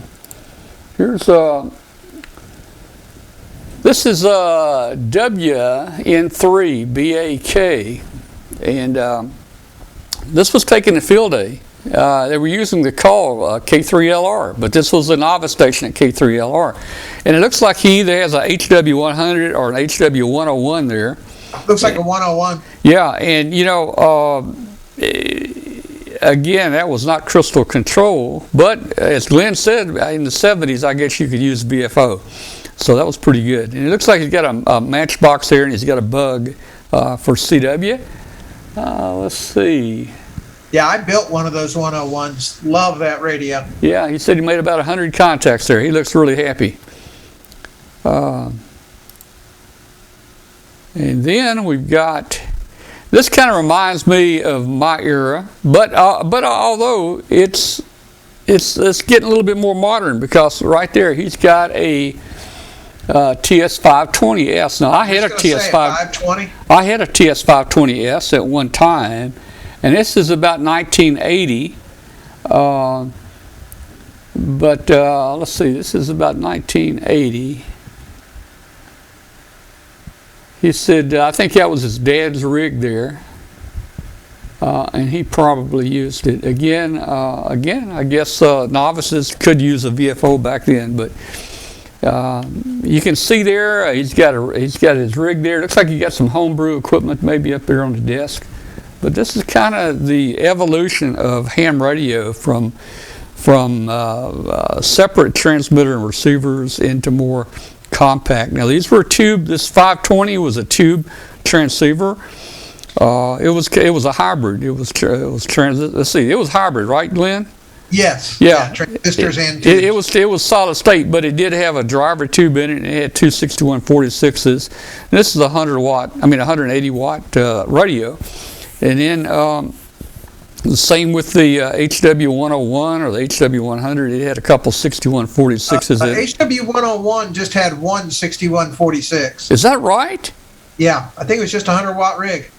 Is that right? I thought it was almost identical to the 100. The 100 had two tubes. The 100 had two 6146s in it. I did not know that. But maybe it was two. Yeah, I'll have to look at that. I feel pretty certain they had two. I don't think they would have cut back on that. But anyway, that is cool. Now, Glenn, you got a novice station up here. Let me bring your picture up. I think you got a novice station right there. What's that, a HW16 or something? That's an HW16 and the HG10 VFO. Yeah. I had these two types of radios. These are not the exact ones, but that was the HW16 was my novice station, and it had been modified from the it used one of the TV sweep tubes, and the guy who built it had modified it for a 6146, so it did a little more than the 75 watts we were supposed to use. But I was crystal controlled, and the only antenna I had was on 15 meters. So I never discovered 40 meters until years later. You know, I'm thinking the same thing. I can visualize 16 years old, living here at home with my parents, and I had one dipole out there, and it must have been a 80 meter because it was long. I think it was an 80 meter. I don't remember ever having a different band dipole on there. I probably worked very few different bands as a novice. I did have a wire on the peak of the house. On the peak of the house where the shingles are, I noticed there was a nail sticking up there, and I'm thinking, okay. So one day I got me a piece of wire, put me a loop on the end of it. I think I must use something like a long fishing pole or something, and I was able to get that wire hooked on that nail, and I brought it down next to our water meter, gas meter right there, and right up against the house. I had a vertical, and I think I made a contact in the Caribbean on that, probably on 15 meters, but I didn't work many bands with it. I wish back then I had known more about things like the off-center fed dipole. That would have been a great antenna to throw up, multi-band back then, but just didn't know about it. Yeah, and I mean, if I had known what 40 would do for me, I probably would have found a way. But all I had was a 2-element 15-meter beam, and and I had two crystals. What was it? 21.111 and no 3, 21.150 and 21.175, and those were the only frequencies I had. And I lived on that 111 frequency and worked hundreds of people on CW with that rig. Well, yeah, because you didn't ever really listen on that frequency. You listened to the entire novice band here for people calling you. So that was just as good as having a VFO almost, I had a couple crystals. 20 KC up either way. Yeah, I had a couple crystals. And I did have a 6-meter antenna, homebrew. I think it was a 3-element 6-meter beam I built out of some conduit. And my dad was the chief of the volunteer fire department, and they came over with a fire drill one night, and they put my antenna up. The fire department put my antenna up, and I used to have fun on 6 meters.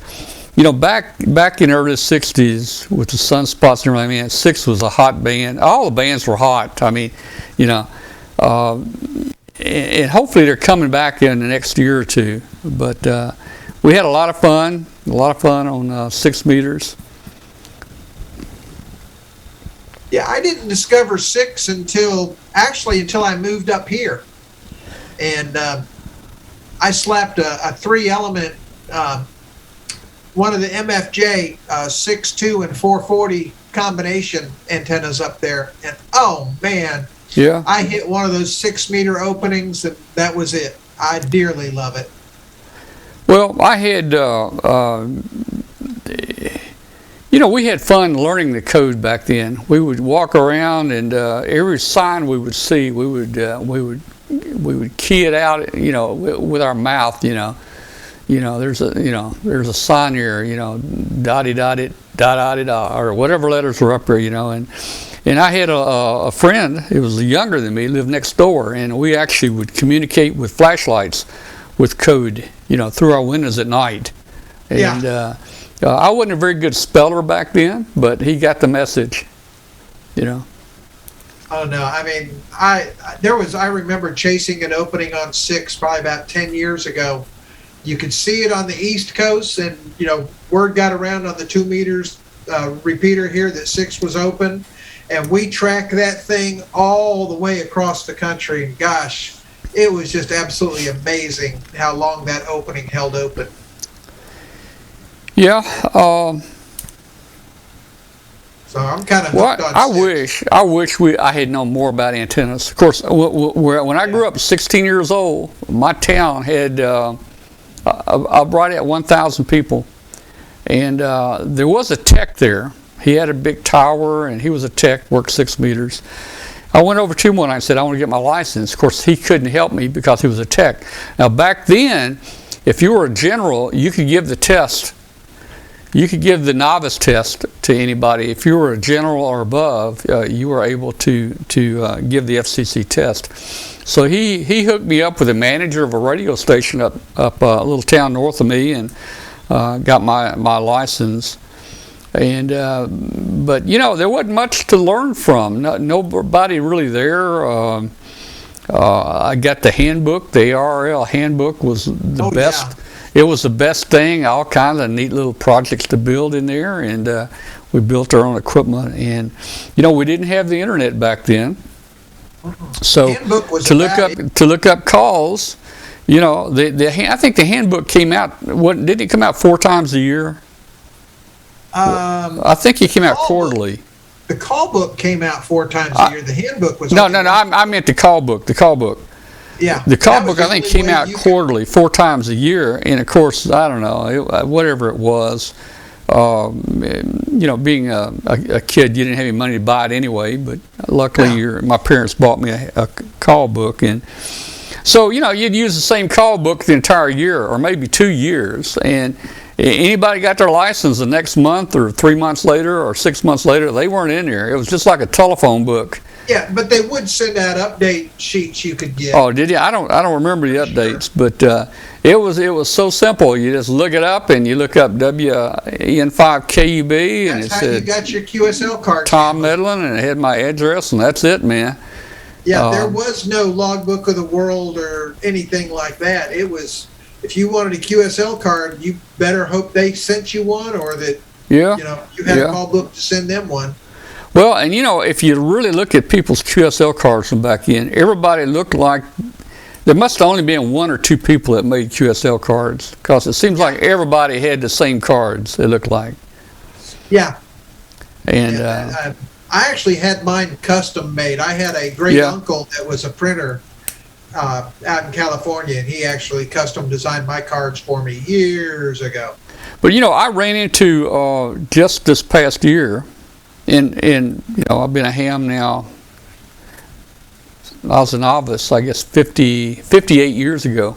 But just this last year, I ran into, on the internet, the person that I made my first contact with. And I think I was his first contact. I dug his card up. I still have his QSL card. He has mine, and we hooked up on a Facebook group. He has a Facebook group called 50 Years and Longer, or something like that, Ham Radio 50 Years or More. And I found him there, and we actually posted both of our cards where we were each other's kind of first contacts, and it was so cool to run into him after so many years on there. Same here for me. I ran into one of my original contacts and one of the first hams I met face to face outside of my local friends that got me into ham radio. It's Gary, WB4YQR. I forget what his call is now, but we worked all the time. He lived in South Miami, and I lived up in North Miami, and we worked in 15 all the time. Yeah. Hey, speaking of QSL cards, I see people all the time on these Facebook groups. Where do I get my cards? And so is a good printer and blah blah blah. But you know what? I found. I think it's you. I'll have to get it. I had some cards printed multiple times, and he used to give away prizes on our show. Let me go to. Yeah, that was the one you. Yeah. Let me tell you something. For about, I think my last batch of cards cost me $70. Yeah. I got 1,000 full color 2-sided cards, and that included postage from the Ukraine. And it only took about 3 weeks to get them.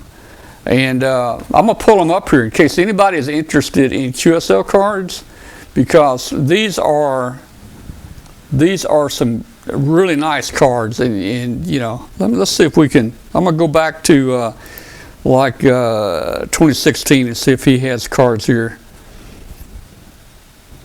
Let's see. I'll have to look. His name is I think it's Jenny or something like that. I'll have to get. If anybody's interested in that, I will have to get you. I'll have to get you the name of that. I've got the box in there. But for about $70, 1,000 full color cards, and that included shipment. And he'll help you lay it out. If you have some kind of a paint program or something, or a picture program, design your own card, whatever you want. He'll even help you design it. And they're really good. And hey, here in the States, most people, you pay $70, you get 100 cards. Yeah. You just can't beat these guys over in Ukraine. I don't know, I don't know if they're doing it in the Russian underworld or black market or what they're doing, but I'm talking, they've got machines over there that will print 1,000 full, glossy, matted color, both sides, 1,000 cards for like $70-$80. Yeah, I got to get me some new cards. You can't touch it. You can't touch it here in the U.S. Yep. Yeah, I keep saying I'm going to do that. I'm going to post, I'm going to post I might have to pull it up. I don't have it with me here. I'm going to post the, hey Glenn, do you have the link, easily, can you pull up the link for the Zoom? No, I can't. Okay, all right. I'm going to have to open Gmail and get my link out here. Hang on. All right, I about got it. I've got Gmail opening up here. So I'm going to post a link, a Zoom link, and if anybody wants to join us, they can. All right, let's see. Zoom link, here we go.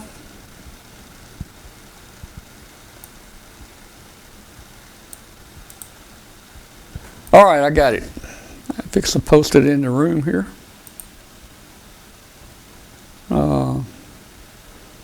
If I can find where it is. Let's see, restore chat. There we go. All right, here we go, guys. Here's the link for the Zoom if you want to join us tonight. Go ahead and give us a call, and we've got about 30 minutes or so left on the show, and we'll be glad to have you join us.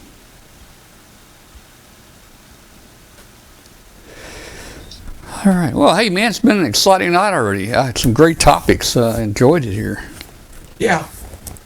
And one of the things I saw in the chat room, they talked about the HW8. I loved it when Heathkit came out with the HW7 and the HW8. Yep. They're little QRP rigs, and I actually bought the HW8 not long ago. It was broken. Interesting problem that it had. And it seemed to be a common thing with those HW7s and HW8s. They use these little hand-wound toroids in the final amplifier tuning. And apparently, if those radios are involved near a lightning strike or in a lightning strike, the toroid would actually change value. The ferrous part of the toroid would change its value, and you have to replace that. And I actually got in there and had one that was on, I think my 40-meter output was down, and I replaced that toroid and got it back together. All right. I've never seen a toroid go bad. Hello, Rich. Are you there, Rich? Rich, you're muted, Rich, or he's still coming on board. He, I signed him in, but I don't. Is he there? Hey, Rich. Can you hear us?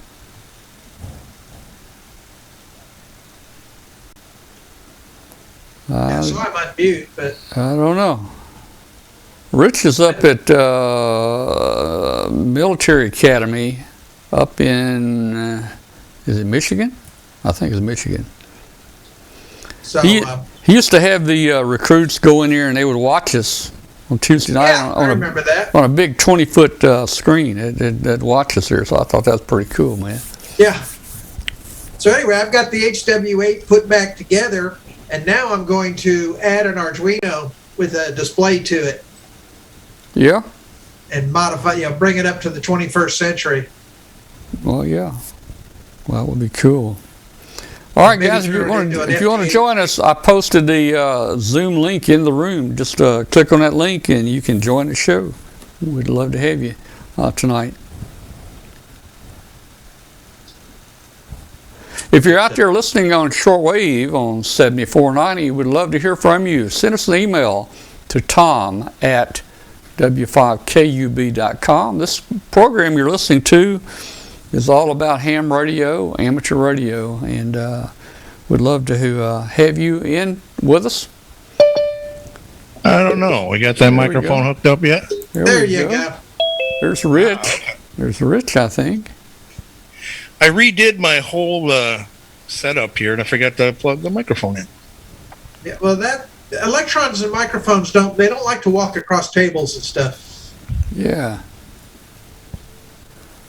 Yeah, I'm just using an old BM 800. I guess it's good enough. All right. Are you up at the academy or are you at home? Yeah, in Wisconsin, not Michigan. Oh, Wisconsin. That's right. Wisconsin. Close enough. That's WI, right? Wisconsin? Yes, WI. Yeah. And Michigan is MI. It's just, I had it upside down. Yeah, an M is just a W upside down. Yeah, that's right. I just had it upside down. Wisconsin. All right. Michigan is MI. It's just, I hit it upside down. I'm a little surprised. There we go. We got somebody. Let's see. Yeah, Charlie. I figured Charlie might join us. Yeah, that's good. Charlie's in here from Uruguay. Ah, there he is. Hello, Charlie. I figured Charlie might. Here, muted. Hello, Charlie. I should say, ¿Cómo está usted? Muy bien, estoy muy bien. Hello, oh my God! Let's bring back my high school Spanish. Yeah. Hello, Charlie. I should say, ¿Cómo está usted? Okay, I'm hearing a little bit. I'm hearing a little bit of feedback. Somebody has dos cervezas, por favor. Yeah. So Charlie, me no como perro, no como gato. I'm hearing a little bit of feedback. Somebody has those somebody's got the YouTube. So Charlie, let's see if we can. Charlie, me no como perro, no como gato. Can we tell who that is? Is that Rick? Do you have audio on from the webcam? No, I don't have my YouTube going anymore. No, I mean Rick. There's a Rick. Do you have audio on from me? No. Yeah, Rick Follis. Are you? Do you have audio coming in off the video? Can you mute the video There, player? I just turned the YouTube off. There you go. Okay, there you go. All right. Did we lose Charlie? No, I'm here. He's still there. He's still there. Yeah, I was waiting for all this chaos to. Yeah. Good luck All right. on wading through that. Oh yeah. So, all right. yeah. Well, how you doing tonight, Charlie? Fine, excellent. Really great show with Faith. It's incredible the achievements she made, and I don't follow their channel like too often, but I've watched some of their videos since they were very young. Moreover, my kids also watch some of the videos too. So when she was on the show tonight, I called my son and showed him and he recognized her. And I told him how she achieved what she achieved, right? So Yeah. that was amazing. And also the stories about the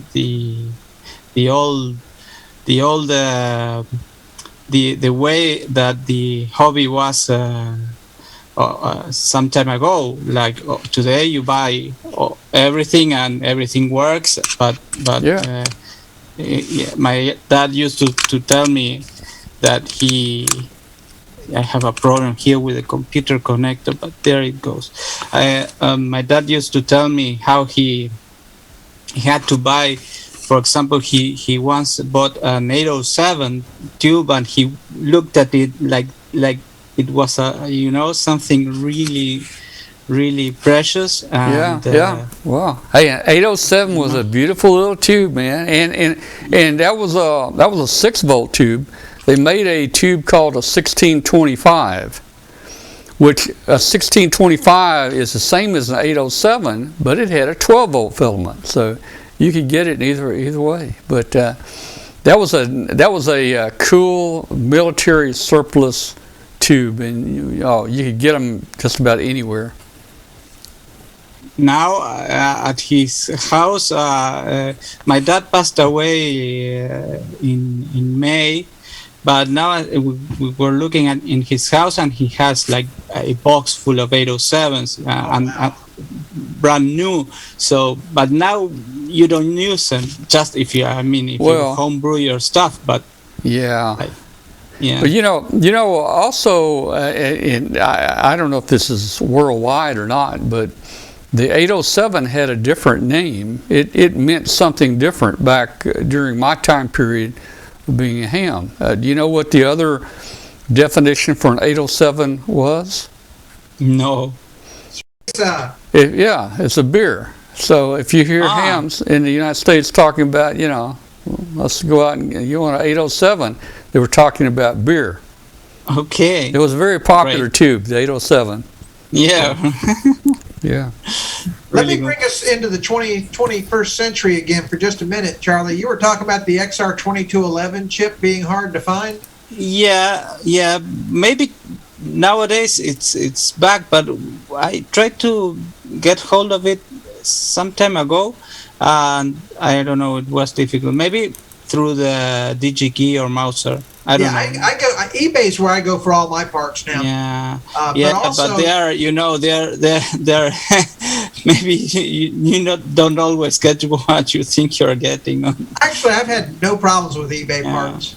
But also in that circuit, if you don't do the 2211, I did design it also with the 567 tone decoder, so you can build it either way. Either way, yeah, I have a 2211 decoder, and I used to. I used it a long time ago with in the PC era. My brother made the software and I made the hardware, and we decoded RTTY with the. Yeah. Well, this one really took me all the way back to my roots. I was first published in 1979 in Kilobaud magazine for a RIDI project involving a UART and I believe the 2211 with the old RCA 1802 microprocessor years and years back. And with the Arduino, I revisited that because I just found a programmable UART that interfaces directly to the Arduino. So now I was like, oh man, this is taking that project I did in '79. Let's bring it forward. 42 years? Yeah, but and still the same concepts and same design flow. It's the same. Yeah, it was identical. So yeah, it was very cool. It was fun to do that project. Yeah, and I was in a part of your description of the control of the exactly. I had a same problem with I was going to show Alan. I'm working in a small PCB that I had to do a couple of current sources. The way he made them for the calibration of the Simpson VOM. Because yes, I need to use an old style analog joystick, which is a couple of potentiometers, but it uses only the variable resistor. It doesn't have the three. You don't have the separate wiper. You have only a variable resistor. So I had that problem. In the Arduino, you get a non-linear input. Exactly. But what I did is to use a current source and send a fixed value of current through the resistor, so I had a linear voltage in the output. So, and that's good if you have also a long length of cable that can mitigate for the losses in the cable. Right. So, I don't know. It's a way to do it. But it was fun because I made the current source the same way. Sorry, based on the circuits Alan posted for the current sources for calibrating the Simpson meter. So yes, and I just wanted to do mine in software, so I broke it down. I took the 360 degrees of rotation and broke it down into it ended up being about 45 degree zones. So every 45 degrees I changed to a different set of calibration values. Right, like having a table. You can have a table a lookup table. Yeah, a lookup table. Adjusted for the non-linearity that way. Yeah.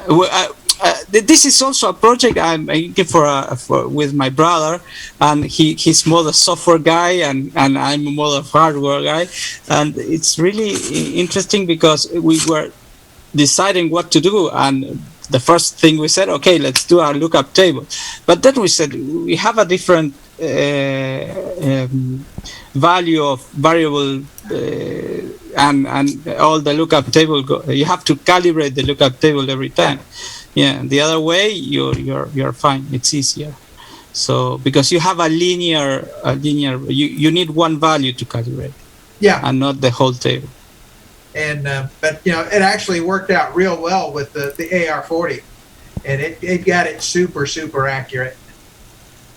I mean, realistically, when you're dealing with mechanics and turning and the wind and age and everything else, you're lucky to get within a degree or two to begin with.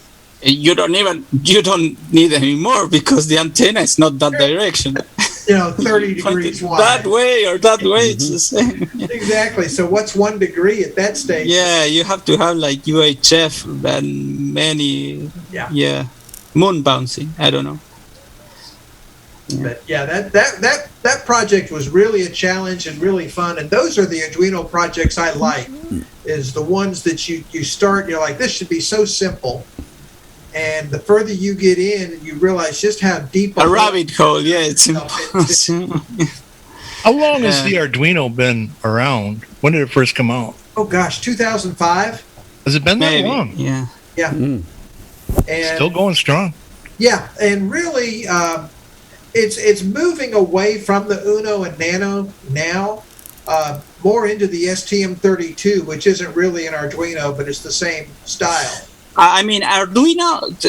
What, in my point of view, Arduino, it's the platform. I mean, it's independent of the hardware itself. Yeah. It's something that if it gets into the IDE and use the same way of programming, the same how do you call them, how do you call the programs, the sketches. Yeah. You can compile the sketches into the different hardware. Somebody has a book there. Somebody's got my new book. I don't know. You know, hey, Glenn, I don't know. I think this is Arduino based. That little receiver that's come out with the SI4732. I don't know if you're familiar with that or not. No, Yeah. This is the original. That's what the original looked like. That's my second. Yeah, that's the original Uno, but that's my second Arduino book. Well, it's just a stroke of genius for somebody to figure out using the Atmega, for something like that. Oh yeah. Oh, give something to Glenn to think about. You got to give him extra projects to think about now that he's free in the evenings. Yeah.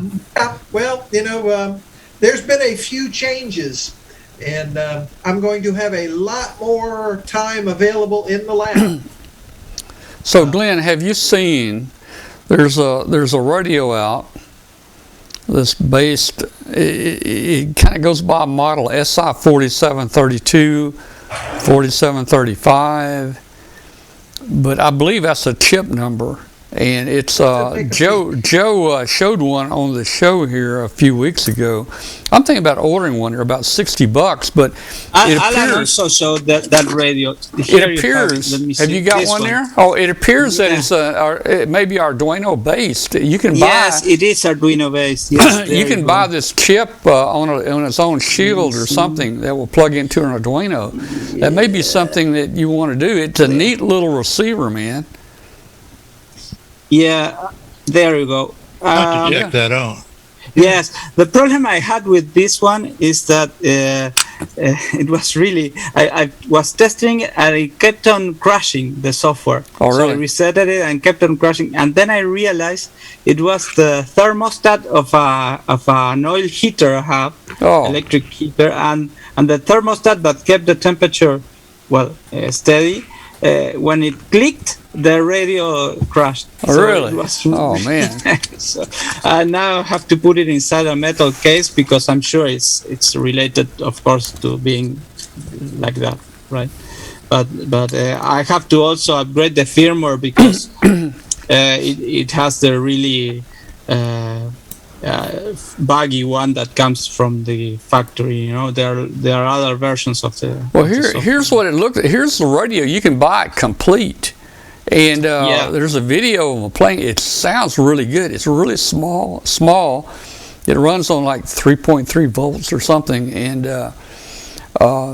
it's just a neat low frequency up through shortwave, and I guess even AM FM. But $30 too. Yeah, it's what? It looks like that chip goes from 100 kilohertz all the way up to 30 meg.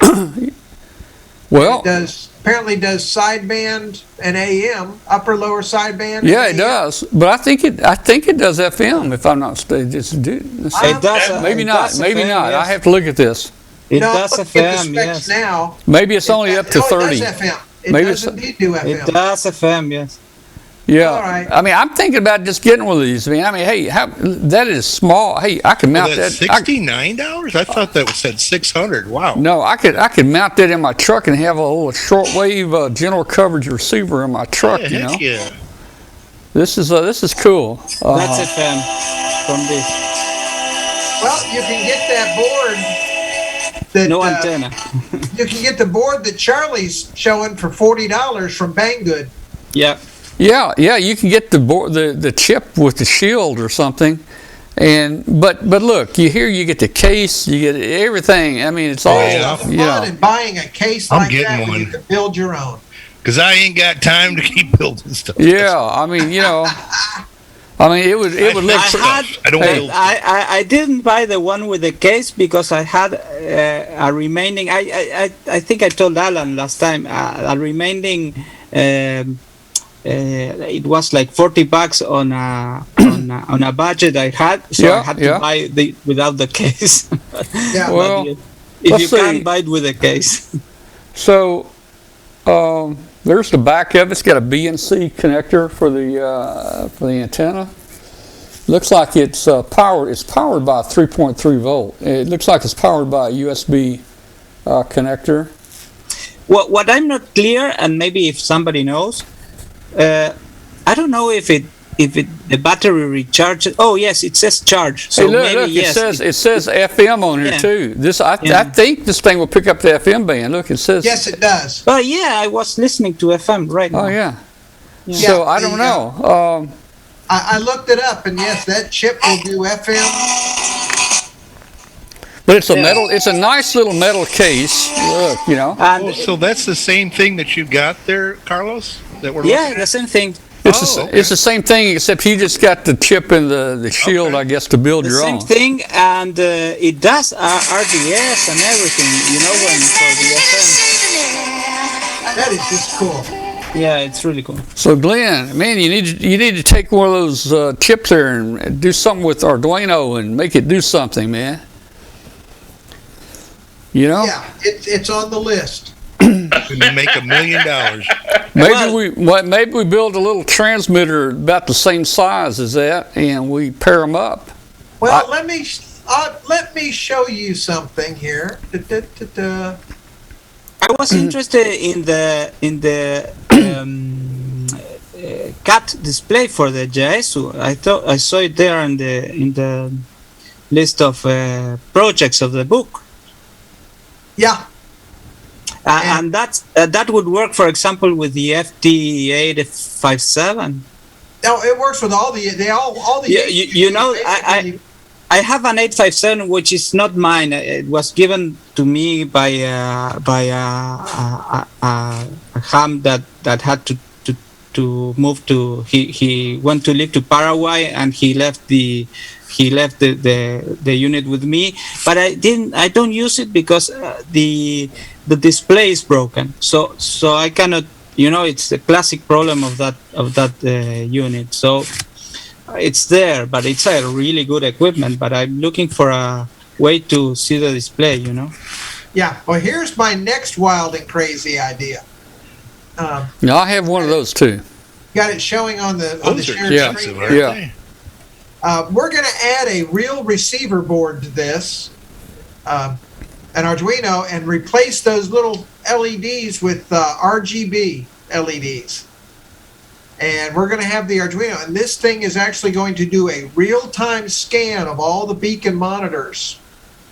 And if it can hear them, the way those beacons work is they transmit a low-power tone and then a high-power tone for X number of seconds.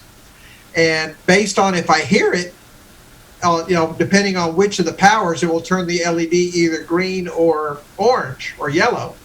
And if I don't hear it at all, it'll be red. So that way you can actually literally watch a band be open around the world based on it hearing those beacons. You know, Glenn, I've got that same thing there. I've listened. The way that works as is there. You put your ham receiver on that frequency, and then you watch the lights. And if you hear the signal come out of your ham receiver, you look at what light is on, and that tells you what part of the world the signal's coming from. But I have had not almost any luck hearing signals. Maybe just because the bands have just been so bad. Right, but that's why I wanted to put I'm going to put a 20-meter receiver in mine. Oh, the one you got, Tom, you got to hook it to your radio? No, that does no. See, the thing about this says beacon monitor. This is not a receiver. It's just a very high accurate time base, and at time base. Oh, I see. It tells you what the time base. Active. Yeah, the time base moves that little light around different places in the world, and when that light's on, say in Japan, you have to listen on your ham receiver on that frequency, and if you hear the signal, that means it's coming from Japan. If the light is on, in South America, that means the signal's coming from South America, because they're all synchronized to this. Yeah, it's strictly nothing more than a light display based on the time when that area is supposed to be. Yeah, but how does it synchronize with the time?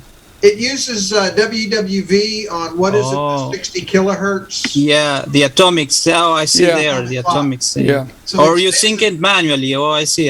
Yeah. So it will sync by atomic time, and every beacon has a specific time that it's going to transmit.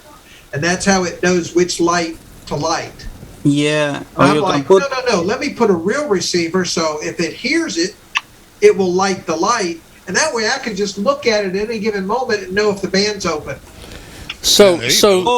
Or put a Raspberry Pi with a little monitor and put WSPR on it. Yeah, I could go that way, but I don't do Pi, I do Arduino.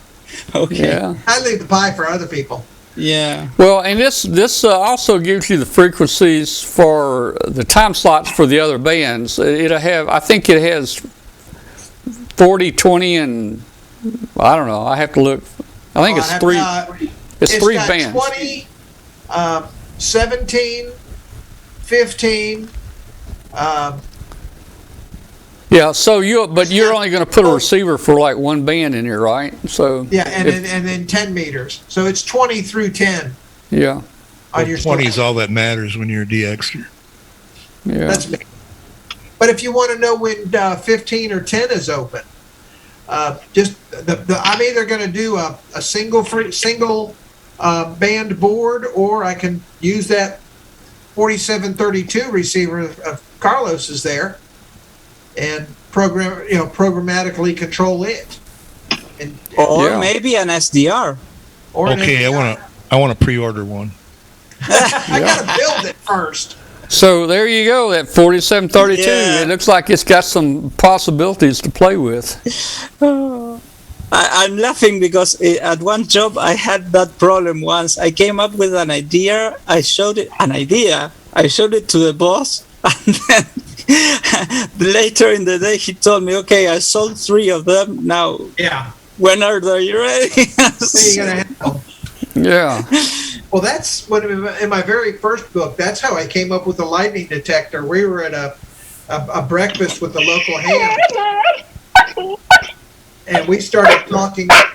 Somebody's got a dog, but we were starting to talk about lightning detectors, and those are expensive and everything. And I came home and Googled it, and next thing I know, I found a $25 module for the Arduino that would do the lightning detection. And I'm like, bang, there's the lightning detector. There you go. Yeah. And so now for $50 you can build your own lightning. Guys, that's my pup. I gotta run. All right, man. Hey, great thing listening to you guys. Yeah. And, Rick. Hope to be back on some other time. Yeah. Thanks for joining us. Good night. Good night. Good night. All right, guys, we've filled up our show time, and we're off of shortwave already. So I'm thinking I ought to go get me some popcorn or something, man. Popcorn sounds good. Hey, Tom. Yeah. You remember Adrian? Yeah. He's going to be the speaker for the DX dinner at the New England ALL convention. He lives in New York, so it's only like 4 hours up the road. But he's going to be talking about the Market Reef, the A-Land, and Brando Islands DXpeditions. So I bought the ticket. Okay, well, cool. Well, he does a lot of one-man and two-man DXpeditions. I'm telling you, that man, he's all over the world. You never know where he's at. He does stuff that I would not even attempt. I think the last time we had him on the show, he had just done Bosnia. And he was in a hotel in Bosnia, and you got to be careful in Bosnia because there's some bad dudes running up and down the street with machine guns and bazookas, man. Yeah. I'd rather just do a DXpedition from some nice Caribbean island. Maybe it gets where we do a DXpedition with a remote radio, you know. No. You gotta be a beach with your toes in the sand. Well, wait a minute. You mean? I want to go to the. Well, look, I can do it. I can do it right here, man. There you go. I can do it right here. Reminds me of when I was in Guam. Yeah. Oh man. If I want to do a de-expedition, but it's going to be on a beach with sand. That's all there is to it. Yeah. All right. Yeah, I have also this. I wanted to show because talking about old stuff. Oh my gosh, I remember that. I have this, and man, I only know that the people that knew how to use this were geniuses. Because before I understand this, the PSAT passes like 3 or 4 times. Yeah. To pass, you have to get your slide rule out. Yeah, and you have some sort of transparencies that, of course, I have to study it, but you have to put it on top, and I don't know what. Yes. But we didn't have the internet and computers back then, you know. And the apps on the phones. Yeah. Right? The SAT is there, so I don't know. But this shows how hams used to work. Hey, I worked Oscar 7 with that thing. Hey, did you guys hear the space station actually had a pretty big emergency this past week? Did y'all hear? The one with the docking, the thing with the docking with the Russian module. Yeah, the module decided to take off on its own. The Russian module, the engine came on and it ran for like, I don't know, 20 minutes or something. Wow! It actually flipped the space station upside down. It moved the space station a little out of orbit and it turned them upside down. But it said it moved it so slow. Space station's engines fighting against the other ones. It said it moved so slow they didn't realize that they had turned upside down. Wow. I'll have to ask our friend. Here's our friend right here. Let's see. Let me get Doug on here. Here we go. Yeah, we'll have to ask old Wheels there. Amateur Radio Roundtable on W5KUB.com. I watch Amateur Radio Roundtable. He looks so much like our commander. It's scary. This is Doug Wheelock in my spare time on the space station. Can you hear him? Can you hear him? Yeah. Okay. Hi, I'm Doug Wheelock in my spare time on the space station. Too bad he's not going to be able to make Huntsville this year. I love seeing him. Amateur radio, I tune into W5KUB. Hi, I'm Doug Wheelock, and in my spare time on the space station, I stay connected to planet Earth by listening to amateur radio. I tune into. Why do I say turn into? Hi, I'm Doug Wheelock. In my spare time on the space station, It took him a while to get it. It took a while. You know, it doesn't seem like the current astronauts are using that ham radio station at all. Well, you know, they just got it fixed. Oh, is that right? It's been down for a while. Yeah, they put a new cable, and the new cable was worse than the old cable, so they went back to the old cable. Yeah, something like that. Yeah. Of course, you don't need a very big tower on that thing. No, but an external cable to the antenna, something really fancy, and it didn't work. How many times did you talk to him, Tom, just in your car? I've been waiting forever. Well, I talked to Doug 30 times 1 month, and I talked to him 3 times driving home in my car from work. Did you ever get the QSL card? You know, I've got signed pictures and stuff from him here. I've made up some cards with him. And, of course, after that, Doug, you know, and I sent Doug barbecue for his first meal back on Earth. I remember you saw that. And since then, Doug has gone to he's gone to Dayton with us for 8 years. He was going to try to make Huntsville, but he couldn't make it this time. And, yeah, we've struck up a pretty good friendship. Doug's even stayed here at my home. A couple years ago, he came to Memphis and stayed here. And it's just so interesting to talk to him and listen to, you know, what he says. You know, it's just amazing. Well, guys, I think I'm going to get out of here. And I'll say 7-3. Yeah, I got to go to work tomorrow. Yeah, I'm gonna get out of here, and we'll see you later, guys. Good night, Tom. Good night, everybody. Good night. Good show, by the way. A really great show. Great All show. right.